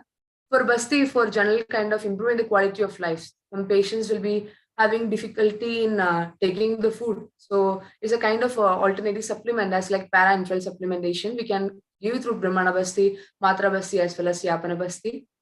Shirodhara, that is commonly been talked in the foreign world. That is instead of anxiolytics and sedatives, the patient is in the stage of delirium, anxiety, depression, and stress. We can try with Takradhara, Kshiradhara, which is medicated with the medicaments like Brahmi, Jadavamsi, Ashwagandha. And for Pradimarshanasya, to get them relief of the stress, anxiety, and insomnia, Shirabala Taila, Kalyana Grita. And for Gandusha, as already told, for maintaining their oral hygiene or radiation-induced mucositis, Madhu, Trifala, or Nimba, or even Irimedadi Taila will really help. Wound care, again, the next thing, they will be having bed sores as well as non-healing ulcer. Ayurveda is having something called as Vrana Dhupana, that is fermenting the ulcers with Gugulu, Takara, Vacha, Trifala, Nimpa, Sarjarasa. That is commonly explained by Acharya Susruta, cleansing with honey, taila, and grita, based upon whether it is already been contaminated by bacteria or some other microbial. We have to assess that, and only by assessing the condition, we can give such therapies. And Kleda Nashara Yavaku, that is having much amount of pus in that, we can give these things with Trifala Kwada as well as Panchvalkala Kashaya. Already we are having some other therapies called as Mastishka, that is good for the brain, Abhyanga, Seka, Piju as well as Basti to relieve them from anxiety, sleeplessness and stress. Amlagi Taila, Brahmi Taila, or as already been mentioned, Takradhara would also help. So integrative palliative medicine, that is actually is a great need for the suffering. So what we are actually lacking is a basic as well as clinical research. And from the field of Ayurveda, that's why I'm speaking, that there is a need for taking many basic as well as clinical researches based upon the patient outcome. We have to find the supportive care intervention, how it is relevant, and the impact of palliative care in the cancer terminal stage. So cancer care professionals what they have to do really is that understanding the gap and analyzing where we have lost the track. The successful integration of palliative cancer care is a need of the hour, and then only we'll be able to help the patient. Even the patient is in the end stage also. We should make them lead a painless, very calm life for them before the end of their life. So together we can overcome. That is the theme of World Cancer Day. So thank you. I hope my presentation is understood in the scientific community. Thank you so much. Thank you very much, Dr. Amrita. Thank you. Excellent presentation, beta. All the best for your future. You have highlighted all the things regarding palliative care. Excellent. No doubt, excellent. Thank you, sir. Thank you so much. I would like to request Professor V.K. Agnihotriji for his brief conclusion. Then open session will be started. Thank you, Welcome. Thank you professor Pawan Sharma ji, नमस्कार। और सभी आज के पांच guest speakers का बहुत बहुत अभिवादन, उनका धन्यवाद, आभार। और सबसे पहले तो आज वर्ल्ड कैंसर डे के उपलक्ष्य में जो ये आज वेबिनार आयोजित की गई है, इसके resource person doctor Akhilesh Bhargava ji का हम सबसे पहले आभार व्यक्त करेंगे, उनको धन्यवाद करते हैं। उन्होंने इतनी बढ़िया टीम हमें इंदौर और नागपुर और मैसूर से तैयार करा के दी है, जो अपनी अपनी फील्ड में मास्टर हैं और बड़ा अच्छा इनका थ्योरी और प्रैक्टिकल का बहुत ही अच्छा एक्सपीरियंस भी है। आचार्य जी की बात करते हैं, आचार्य जी तो बहुत ही सीनियर पर्सन है और बहुत ज्यादा मतलब इन्होंने करीब से देखा। सर नमस्कार। इन्होंने बहुत ही करीब से इस विधा को, इस कष्ट को देखा है और अनुभव किया है, महसूस किया है। इसीलिए इनकी जो वाणी में ये था, ऑफ कोर्स थोड़ा टेक्निकल ग्लिच रही कि प्रेजेंटेशन में इनको सीक्वेंस बदलना पड़ा, बट स्टिल जब भी आए अच्छे से आए और बहुत ही अच्छे से उन्होंने प्रेजेंटेशन दिया। हम सब लोगों को बड़ा एनलाइट किया अपनी नॉलेज के द्वारा कि ये एक ऐसी विधा है, ऐसी बीमारी, हम क्या शब्द दें इसको, कि हमारे समाज में नाम सुनते ही इस पर सीधा साइकोलॉजिकल इफेक्ट हो जाता है। फिजिक पर तो इफेक्ट अलग होना है, इसीलिए जो 5 पॉइंट्स मैडम ने गिनाए थे और उस ढंग से चीजें रखी गई कि फिजिकल, सोशल, मेंटल, इमोशनल, ये सारे के सारे फैक्टर जो एक संग इन्वॉल्व हो जाते हैं। और नाम बहुत पहले ट्यूमर था, ट्यूमर के बाद से ये कैंसर में आया, और अब तो आगे इतना एडवांसमेंट हो गया कि चीजें सामने आती आ रही हैं, अंडर करेक्शन भी है। लेकिन आज हम सिर्फ चर्चा कर रहे हैं उन सब केसेस पर जिनको पैलिएटिव नीड चाहिए। पैलिएटिव नीड के लिए देखिए बातें तो बहुत हो चुकी हैं, अब फैक्ट यही है, आप सब लोगों का सबमिशन से हम इस इम्प्रेशन और इस स्टेज पे पहुंचे हैं कि जो भी जहां भी है, वो हमारा सोशल वर्कर है, स्टाफ नर्स है, डॉक्टर है, अटेंडेंट है, फैमिली मेंबर्स है, उन सबको अपने सफरिंग वाले पेशेंट के साथ में किस तरीके से हम मैनेज करें, क्या एटीट्यूड रखें, क्या उनके प्रति सपोर्टिव रहें, मतलब एक ये फीलिंग रहे कि you are needed in the family, ये टिल लास्ट ब्रेथ ये फील बनी रहनी चाहिए। और सब लोगों का सबमिशन यही रहा। डिजीज हो जाना, डिजीज का क्योर हम बहुत पहले, आज से 50 साल पहले सुना था कि किसी का ब्रेस्ट एम्पुटेशन हो गया because of the breast cancer, या ये यूट्राइन का हो गया, वो अलग चीजें थी। और हमारे घर के सामने एक रहते थे, उनको माउथ कैंसर हुआ था, थोड़ा उनका एक चीख से जो भी खाते थे दस निकलने लगा था बहुत ही, और उनकी मदर जिंदा थी। तो बड़ा अजीब सी सिचुएशन है। I was just doing my BMS way back in 1977-78। वो तो हम लोग तुरंत बुलाते थे क्या करना है, कैसे करना है। आपको जो सजेस्ट किया था टेकोस्टमी वाली बात, वो टेकोस्टमी की नहीं, उनको सांस की दिक्कत नहीं थी, उनको तो अंदर कोई डिग्लूटेट ही नहीं कर पाते थे, क्योंकि वो ओरल कैविटी से पहले ही वो बाहर आ जाता था, एक साइड की चीख में बिल्कुल आर पार बिल्कुल होल हो चुका था और कष्ट में थे। तो कहने का प्राय ये कि इसीलिए सब बात सामने आई। रही बात जो पैलिएटिव केयर कर देने के लिए अवेलेबिलिटी ऑफ हॉस्पिटल्स में जो बेड खाली है, उनको हम बेड ऑक्यूपेंसी बढ़ा सकते हैं। हम सबके स्वास्थ्य की परमपिता परमेश्वर ईश्वर से कामना करते हैं, बट स्टिल अगर हॉस्पिटल्स को ढंग से एंगेज किया जा सके, और अब तो एंगेज किया जाएगा, जैसे आपने सजेस्ट किया कि एमडी स्पेशली पैलिएटिव केयर के लिए अगर आएगी तो नेचुरली उसके लिए तो फिर हमें पेशेंट भी चाहिए ही होंगे। तो बेशक मरीज के अटेंडेंट लास्ट पे चलते चलो घर ही ले जाए, जहाँ घर पर नहीं एडिक्वेट व्यवस्था है वहां लाते हैं, तो हॉस्पिटल या फिर वो इवन ओल्ड एज सेंटर में नहीं रख पाते हैं। टीबी तक का केस अगर डिक्लेयर्ड हो गया तो गवर्नमेंट कहती है सबसे पहले मुझे इन्फॉर्म करो, हम उसके हिसाब से डॉट्स तो समय रखेंगे। तो आज की तारीख पे प्रैक्टिस करना भी बहुत मुश्किल है, क्योंकि सारे थॉरोली चेकअप होते हैं। तो पैलिएटिव केयर के लिए बहुत जरूरी है कि आप जैसे मनीषी लोग अपने विचारों के साथ में आज इस प्लेटफॉर्म को तो बहुत ही अच्छे से मैंने सुशोभित किया और ज्ञानार्जन कराया हम लोगों का। और डॉक्टर हमारे सबसे पहले दिलीप कुमार जी हो गए, शिल्पी सूद जी हो गई, और श्वेता वर्मा जी हो गई, अमृत्या जी हो गए, बिहानी जी, और डॉक्टर अमृत जी है। आप सबने ये कोशिश कर दी कि अभी बहुत कुछ चला गया, फिर भी बहुत कुछ बचा है। एक सफरिंग पेशेंट का बहुत कुछ चला जाता है, मेंटली स्टेटस खत्म हो जाता है, लेकिन फिर भी बहुत कुछ बचा है अगर कोई दिल से करना चाहे। तो आपके चारों पांचों लोगों का सबमिशन यही बनता है कि हम लोग not as a physician, as a doctor, as a social worker भी कुछ कर सकते हैं तो बढ़िया है, क्योंकि पेशेंट जो है डॉक्टर से नाम पर तो थक चुका होता है। अब रह गई बात मॉर्फिन की अवेलेबिलिटी की। मॉर्फिन डेरिवेटिव से, मॉर्फिन के इंजेक्शन से जो भी कुछ है उनके लिए पेन किलर है, उनका ट्रीटमेंट नहीं है, तो उनको एक थोड़ा एगोनी खत्म होगी, बट उसके लिए गवर्नमेंट आ जाती है आगे। किस लेवल पर कितना किसको अलाउ किया जाता है, कहाँ उपलब्ध है, दो it is not so costly.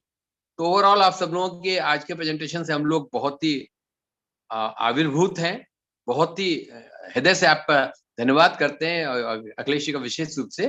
और आप सबका बहुत बहुत धन्यवाद। और मैं आपसे प्रार्थना है, अपील है, आप आगे भी जुड़ते रहिएगा, क्योंकि जैसे हमारे यहाँ ये कहा जा रहा है कि डे वाली बात नहीं है, बेचारा जिसका कैंसर हो गया उसके लिए तो सारे डे एक से हो गए। हम भले ही एक दिन कैंसर डे मना लिया, वो अलग चीज है। तो इन्हीं शब्दों के साथ में हम पुनः पवन शर्मा जी को वापस करते हैं कि आगे के प्रोसीडिंग्स के लिए। Thank you. ये महानता है कि आश्चर्य है सर पश्चिम का, कि एक एक दिन 10-10, 12-12 दिनों के नाम से मनाया जाता है। Pizza day, candy day, ice cream day, burger day, वो कोई सा डे नहीं छोड़ते। ये एक वर्ल्ड कैंसर डे ऐसा है जिसको हम सेलिब्रेट करें कि हम उस पर दुखी हों, ये दोनों ही बातें नहीं समझ पाते। मतलब we can't say that we are celebrating cancer day. नहीं, चिंतन करें, हम लोग से चिंतन कर सकते हैं, चिंतन करें। इसीलिए और आइफेन की बात रही सर, आइफेन हमारे आयुर्वेद में दर्दनाशक शुरू से रहा है। मॉर्फिन आइफेन का डेरिवेटिव है, एक छोटा सा एक एल्कलॉइड है उसका निकला हुआ। यदि मॉडर्न और आयुर्वेद मिलके आइफेन का होलिस्टिक कुछ प्रोडक्ट निकाल पाए, क्योंकि हमारे आयुर्वेद में एक परंपरा बड़ी गजब है, हम होलिस्टिक पे पूरा जोर देते हैं, इसीलिए चूर्ण पे, वटी पे पूरा जोर देते हैं। मॉडर्न आया तो वो एक्सट्रैक्ट और एक्सट्रैक्ट के आगे भी मॉलिक्यूल्स वहां तक पहुंच गए। मॉलिक्यूल्स के साइड इफेक्ट हो सकते हैं, लेकिन ये भगवान या ईश्वर या अल्लाह, जीसस, जो भी कह लीजिए, नेचर की इतनी बड़ी करामाती देन है कि यदि उसने उसमें कोई एल्कोलॉइड दिया है जो टॉक्सिक है, तो उसको सबसाइड करने के लिए एंटीडोट भी उसी प्लांट में दिया है। But we are forgetting those antidotes available in the plant. We are focusing on same ingredient, one ingredient, which is of our use for particular project. So if integrated research will be there for holistic treatment by herbal medicines or plants or minerals, because everything was originated from there only. Chemical interventions and chemical processings was the invention of last 2 decades. Not more than that. Alchemy was there, herbal processing was there, mineral processing was there, metal processing was there, and we have that traditional science, miraculous traditional science, which has converted metals into the assimilating molecules, and that assimilating nanoparticles are useful for the body. So in this palliative care also, I foresee the scope of integrated research where we can focus on holistic hyphen instead of that particular morphine. This is my humble request to all. Now we can start the... Dilip Kumarji was trying to say something. Dr. Dilip Kumar Acharya ji. Would you like to say something? There is nothing great. Just a word of thanks to all of you for organizing it. And as जो अग्निहोत्री साहब ने कहा कि beds की occupancy के लिए भी, या शर्मा साहब ने भी कहा, पैलिएटिव केयर जो है सर, उसको डेफिनेटली अच्छी चीज है वो, पर उसमें प्रॉपर ट्रेनिंग उनको देना के लिए बहुत जरूरी होगा, डॉक्टर्स को भी, नर्सेस को भी, पैरामेडिकल स्टाफ जो भी उसमें रहता है उसके अंदर, क्योंकि एज हमने डिस्कस किया था शुरू में भी कि it is not alone that medical part only, it has to be approach, holistic approach with spiritual and all things together.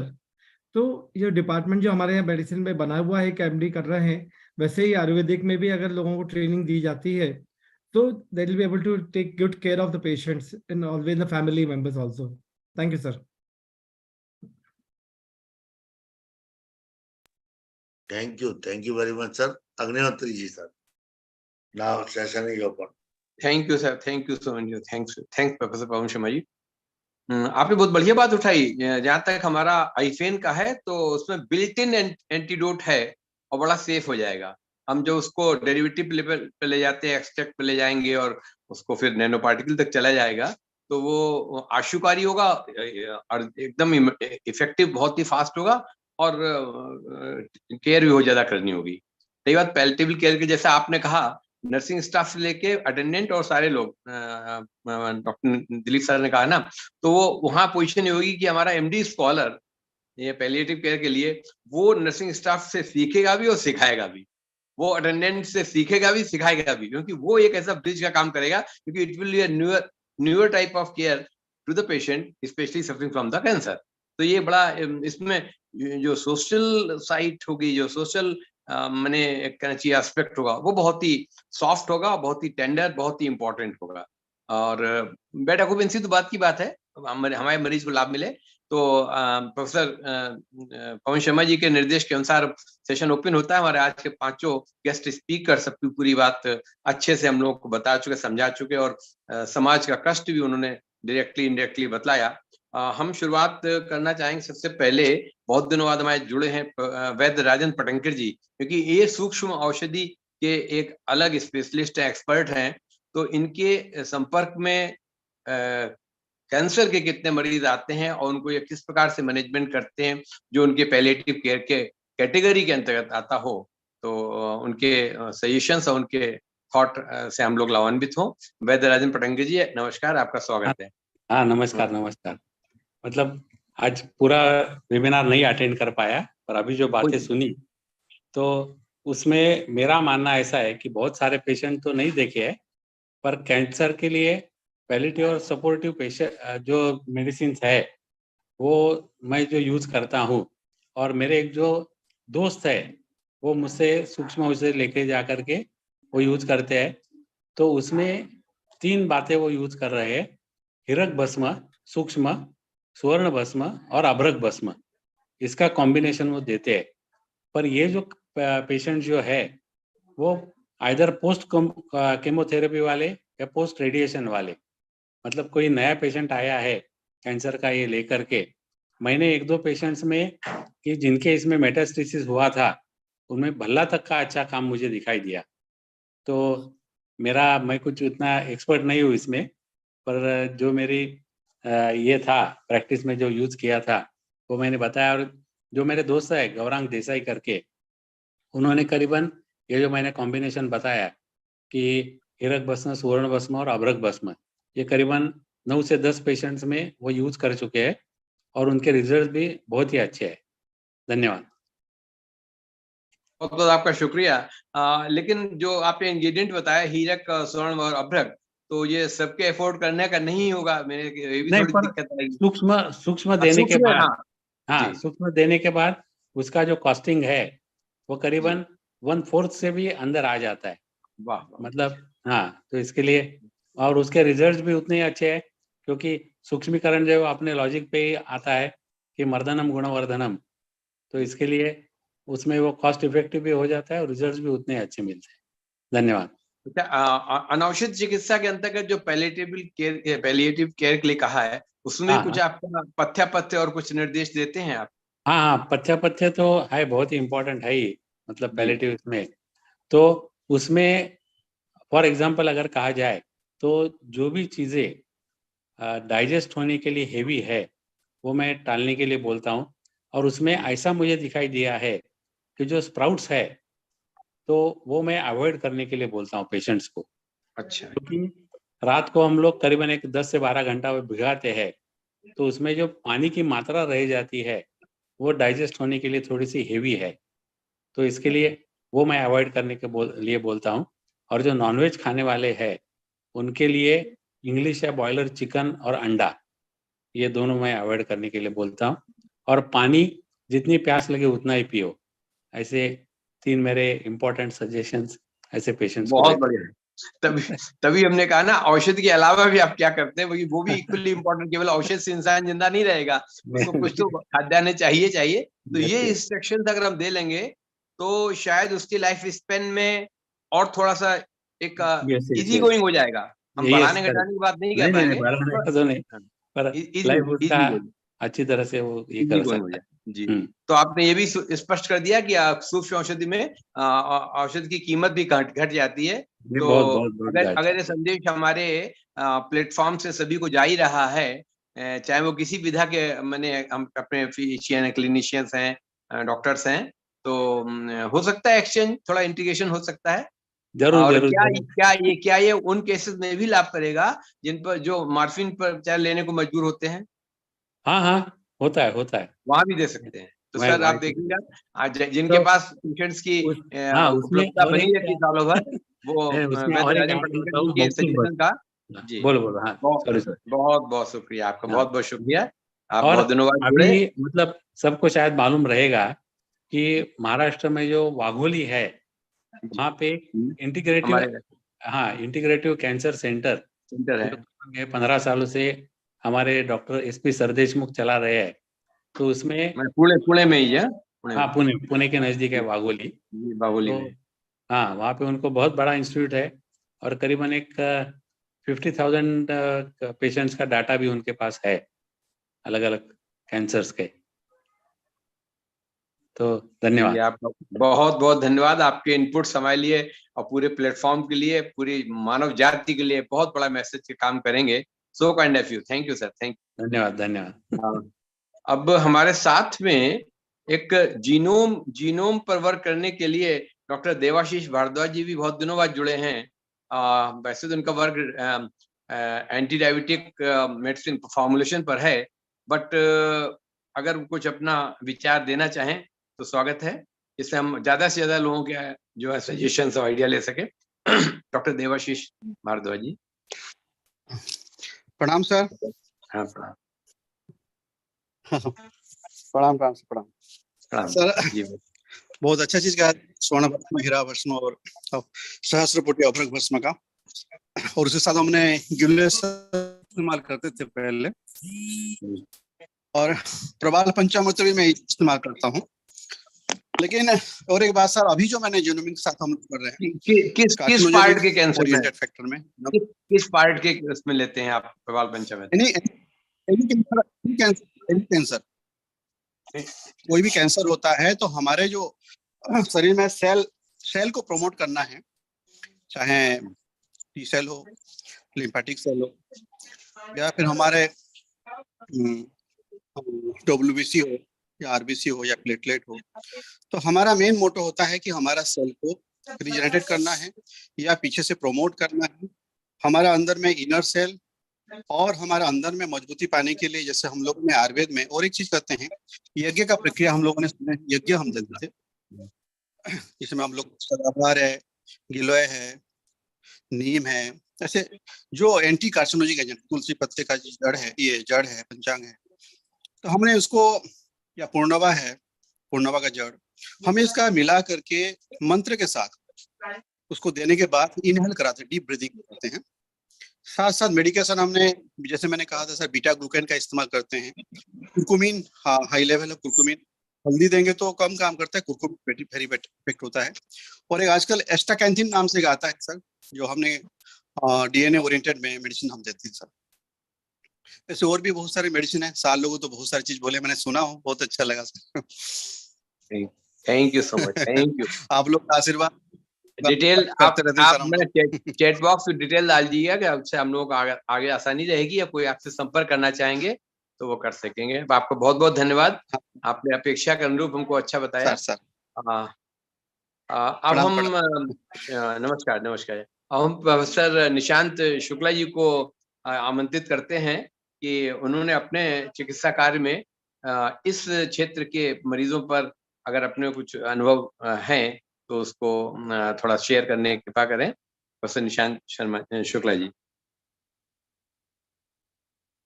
नमस्कार।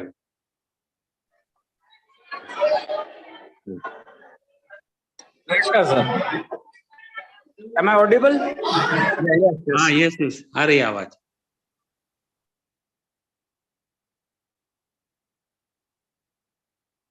Yes sir.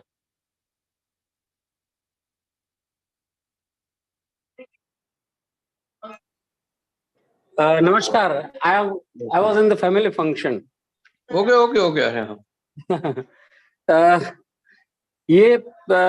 This was really a very good seminar, and extending the meaning of the palliative care to a very broader extent. जो जैसा sir ने कहा, ये integration और ये दोनों की आवश्यकता है।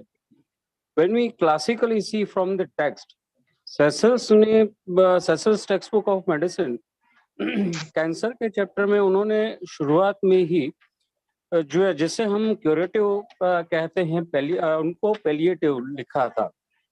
तो पैलिएटिव कीमोथेरेपी और पैलिएटिव रेडियोथेरेपी। जब हम आयुर्वेद की बात करते हैं तो कैंसर के लिए असाध्य करके और प्रत्याख्याय करके ही बात कही है। तो आयुर्वेद की जहां तक चिकित्सा है वो पैलिएटिव केयर में ही आएगी। क्यूरेटिव केयर क्लियरली जो है ये डिस्क्राइब है, ऐसा हम नहीं कह सकते।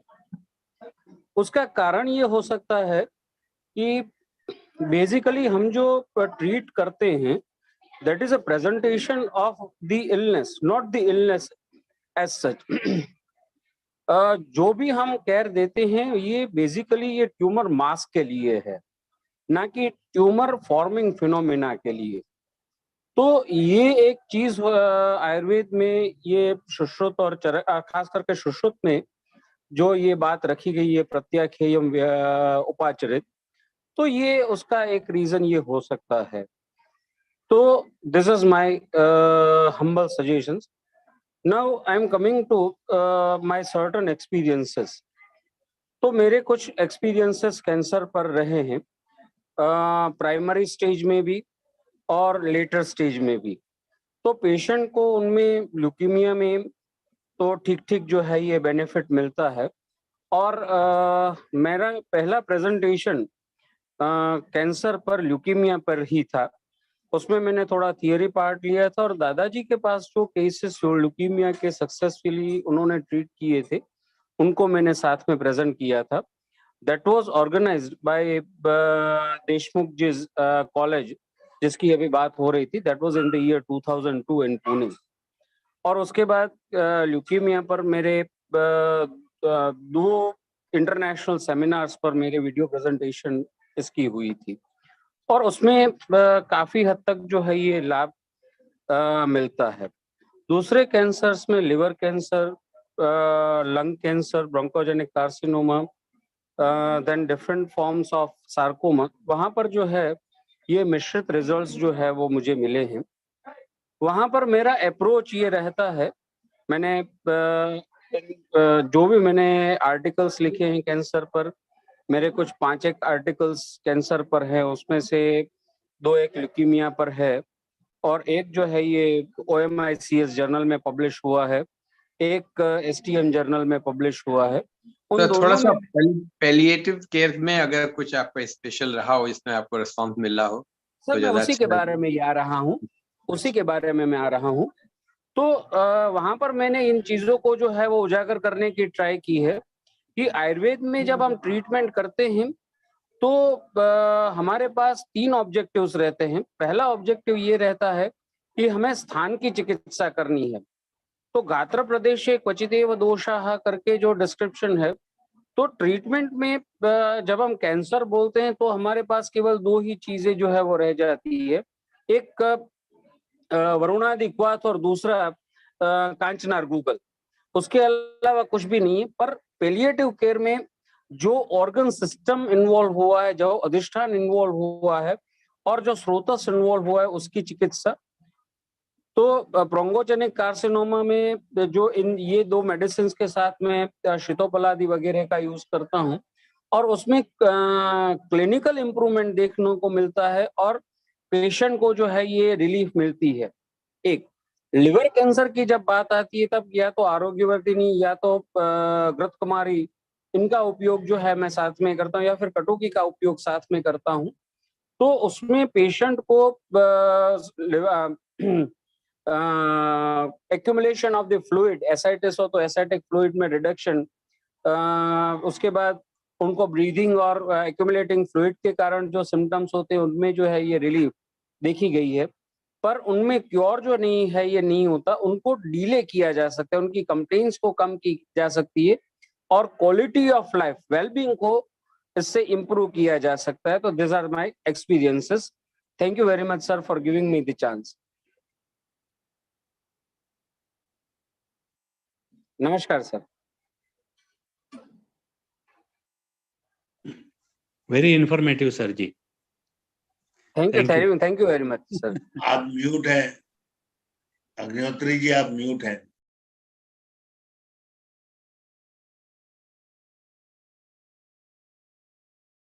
Please unmute yourself. Thank you actually अभी साधना वाइकर जी जुड़ी थी, मेरा मन था आज उनसे भी कुछ राय लें गायनिक के मामले में, क्योंकि हमारे प्रेजेंटेशन तो रहे थे वो भी लिस्ट में नहीं है। तो उस स्थिति में डॉक्टर हमारे आदरणीय सीपी शर्मा साहब जी जुड़े हुए हैं। आदरणीय सीपी शर्मा जी, स्वागत है आपका।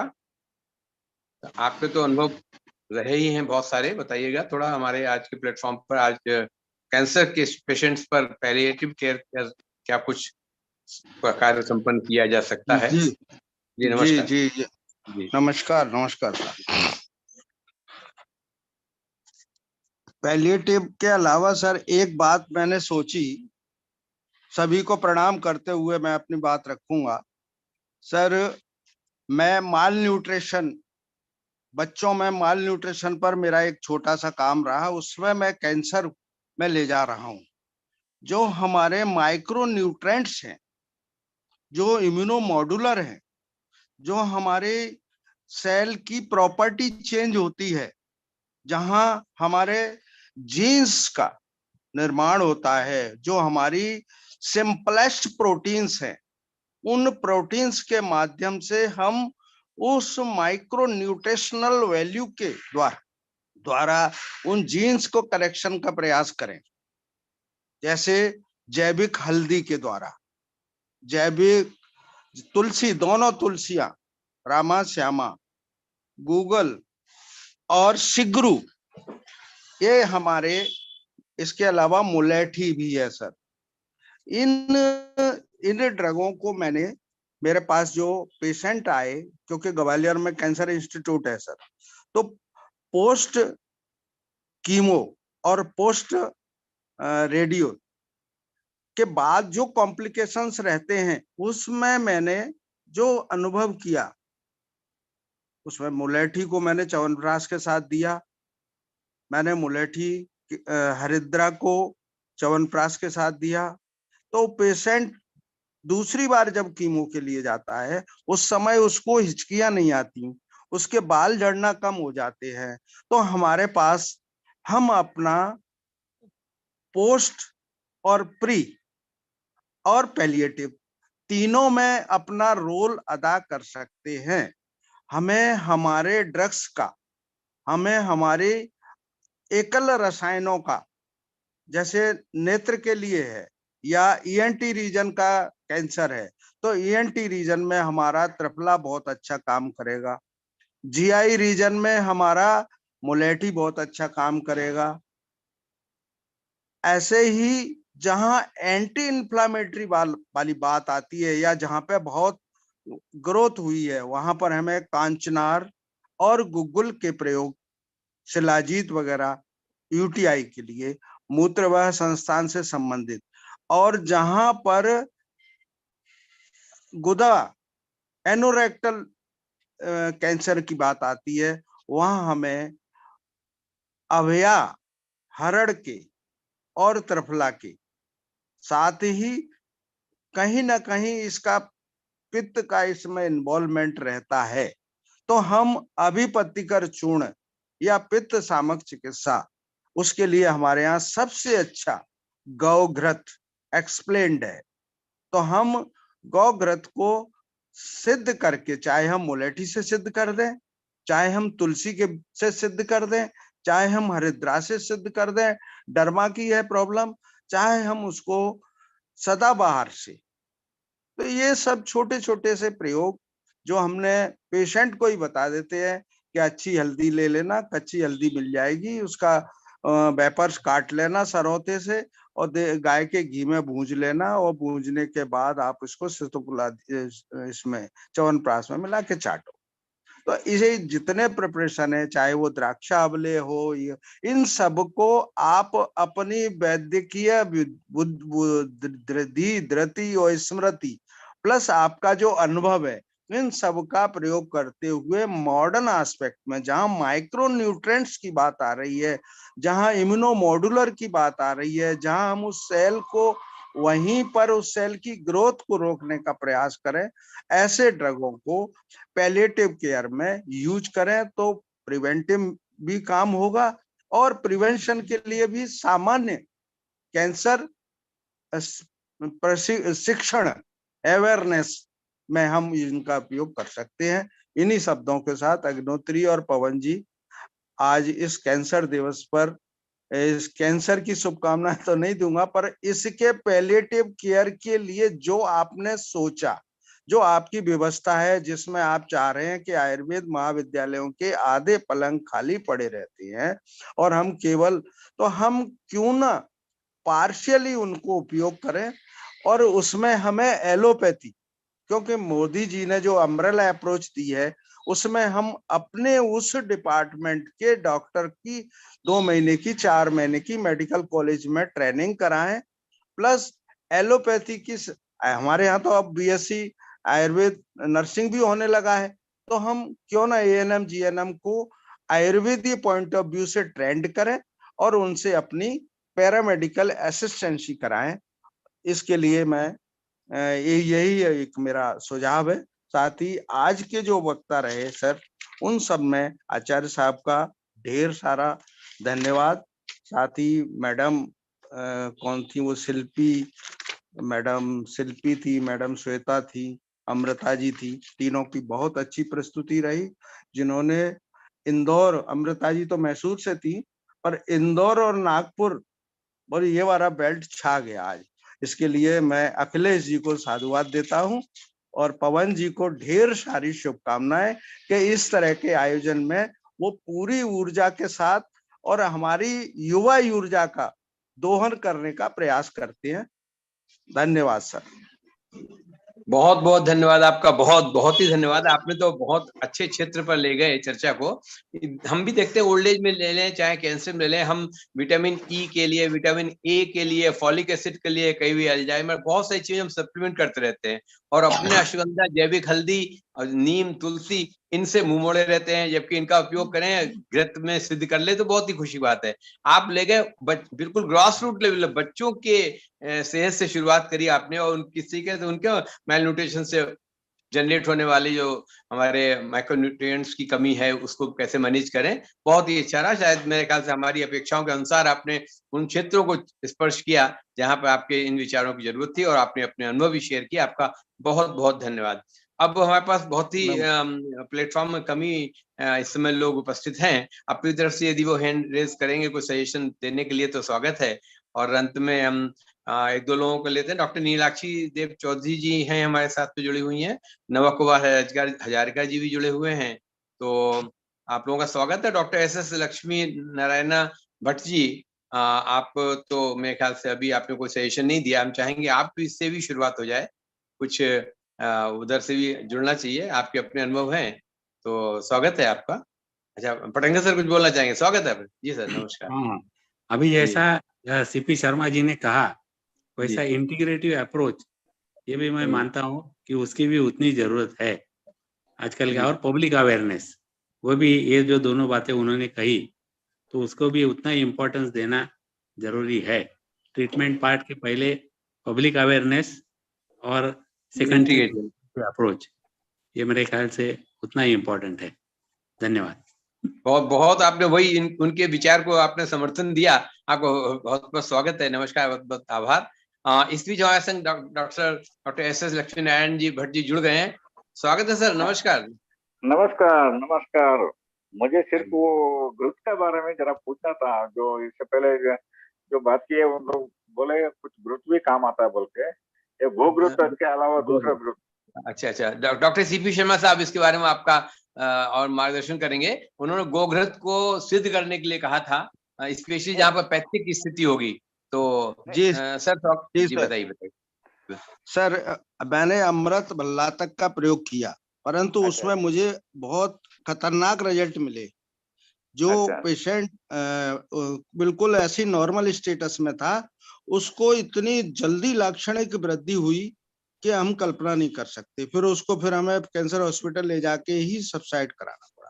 तो वहां हमने ये वो किया, एसेस किया, ऑब्जर्व किया कि हम क्यों ना गौघृत, और वो भी हमारी कौन सी गौघृत और गौदुग्ध का भी है। तो गौघृत में जो स्वर्ण भस्म के ट्रेसेस, स्वर्ण के ट्रेसेस पाए गए हैं, यदि उसमें अभी जैसा कि हमारे शुक्ला साहब ने बताया कि वरुण आदि कसा है, वरुण और कांचनार, मुलेठी, इन सब से सिद्ध करने का। तो इसका हम क्या करते हैं सर, चूर्ण बना लें और या यवकुट करके क्वाथ बना लें।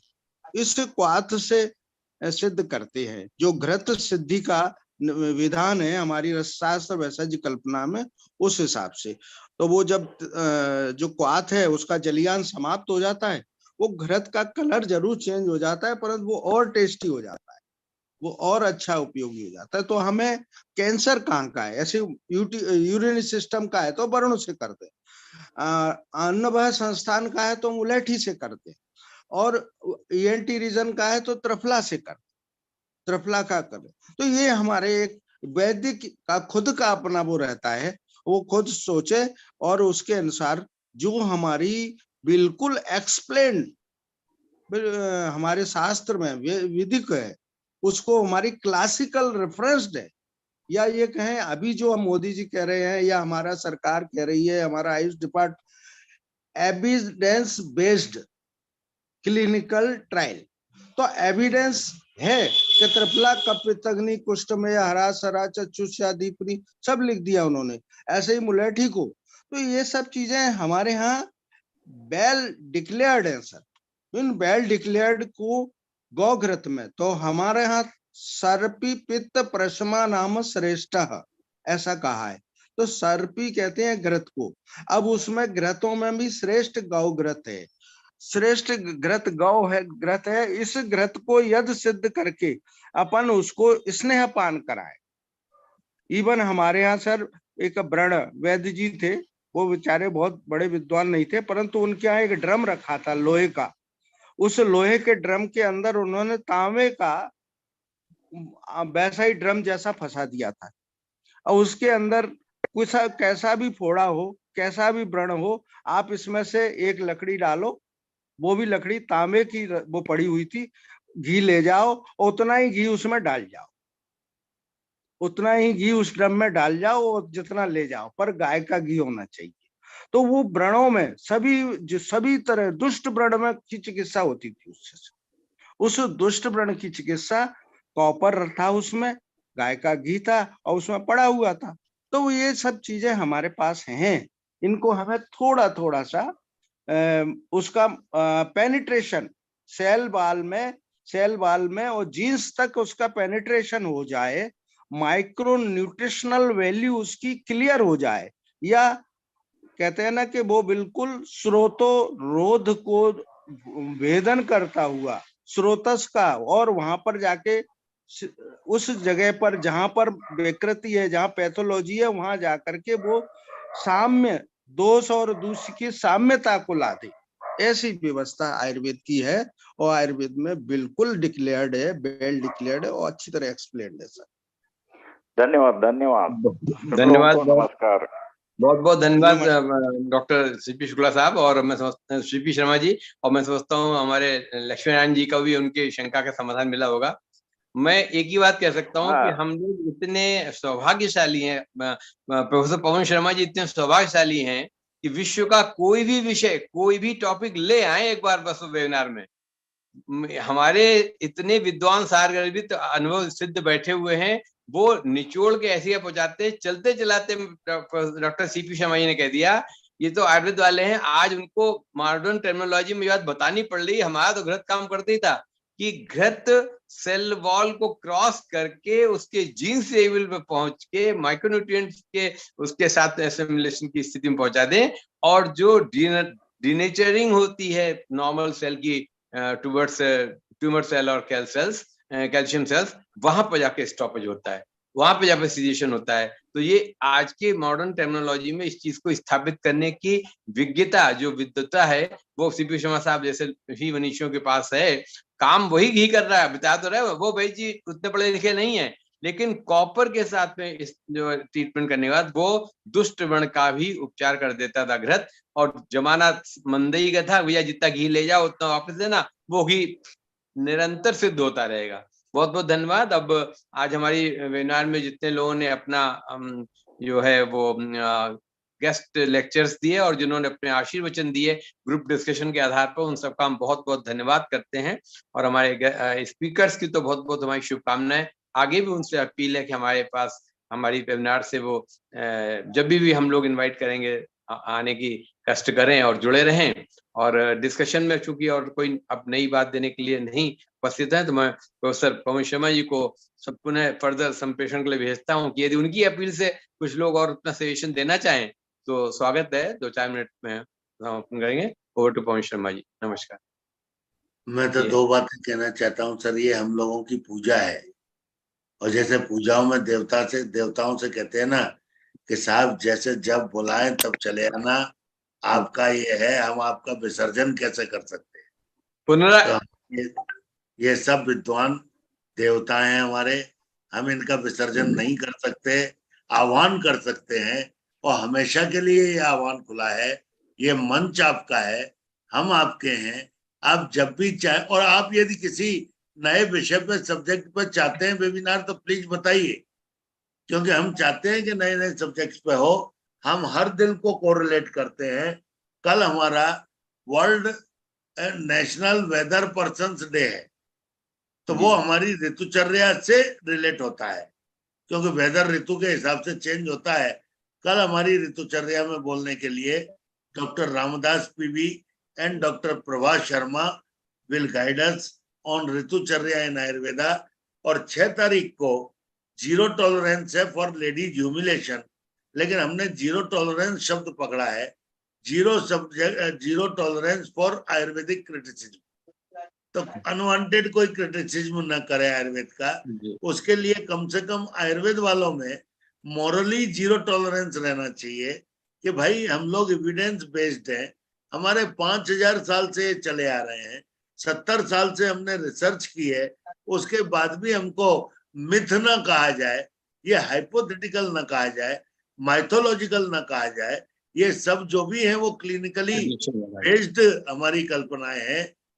इसीलिए कल के लिए 4 बजे है कल समय, थोड़ा याद रखिएगा, क्योंकि संडे है, जैसा अग्निहोत्री जी का आदेश है।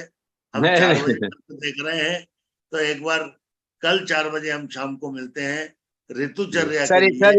सर एक बार मैंने इनवाइट किया था हजारिका जी को, मैं क्षमा करें, हम उनको इनवाइट बुलाना भूल गए इससे पहले क्लोज हो। तो हजारिका जी आपका स्वागत है, मैं आपको इनवाइट किया, जब तक आप तैयार हो। बाद में डिस्कशन बढ़ गया सीपी शर्मा साहब के साथ में, कोई नहीं, स्वागत है आपका, स्वागत है, नमस्कार। नमस्कार सर, नमस्कार Pawan Sharma sir, Agnihotri sir, and all speakers. I am very grateful to learning a lot of palliative care treatment from you. Everyone expressed very nicely about their cancer and their palliative care. I just adding few words regarding the Rudraras. I am giving some patient Rudraras along with Rudraras. It is रोहिता लोद्र नहीं रुद्र रस रौद्र रस का भावना देकर हाँ रुद्र रस रौद्र रस हाँ जी ये कज्जली का भावना देते हैं आज भावना देना है और इसको हमने सीतू पलादी के साथ दिया था एक लंग कैंसर का जिसको पहले केमोथेरापी हुआ था इसके बाद बोला है और कोई दूसरा कोई थेरापी नहीं से लगा तो अभी 16 में मैंने स्टार्ट किया था 1916 अभी तक ये बिल्कुल नॉर्मल है बीच में आकर के हमको चेक करते हैं और हमने लगभग 1 साल तक रुद्ररस को दिया था ये कज्जली है जो बोलते हैं टॉक्सिक है इनका हाइड्रोनेफ्रोसिस भी था पहले लेकिन अभी हाइड्रोनेफ्रोसिस भी कम हो गया कम मतलब बिल्कुल नॉर्मल हो गया और मैंने देखा ये ताल सिंदूर जो बनते हैं रसस में ये ताल सिंदूर भी मैंने एक लंग कैंसर को देखा वो मैंने नहीं दिया है कोई दूसरा बुजुर्ग ने दिया था कोई ट्रेडिशनल सिस्टम में दिया था हमने इसको ठीक डोज से मिला करके ये ट्रिफोला एंड सिट्रोपोला दोनों अलग अलग से मिला करके दो डोज बना करके दिए थे तो इनका भी लंग कैंसर लगभग बहुत दिन ज्यादा जिंदा था वो उम्र लगभग 78 इतना इयर्स था तीसरा हमने देखा तो ये यूटेरस कैंसर भी मैंने 1-2 केस देखा इसमें कांसनर और ये रुद्ररस और वृद्धिवा देखा ये 3 का कॉम्बिनेशन बहुत अच्छा देखा तो यही मेरा है क्योंकि इतना सज्जन लोगों ने इतना बढ़िया करके प्रेजेंट किया मेरा इतना बोलने का हक ही नहीं है मेरा थोड़ा एक्सपीरियंस मैंने शेयर किया रुद्ररस में अभी भी काम हमने करना चाहता हूँ एक PhD स्कॉलर है इनको दे दिया टॉपिक और हमने भी इवैल्यूएट करने के लिए हमने COE प्रोग्राम से state government Ayurvedic college Guwahati में हमने इसको विषय रखा है thank you sir everybody I welcome everyone because it is very nice topic I think we all the practitioner will be benefited by your this particular session thank you sir good night thank you so much Dr. Hajarkia ji for your inputs and addition of so many good information regarding the Rudras use and Sitopladi all that so kind of you thank you बने रहिए पुनरागमनाय च हाँ ये सही श्लोक है sir पुनरागमनाय च जी sir thank you all thank you very much good night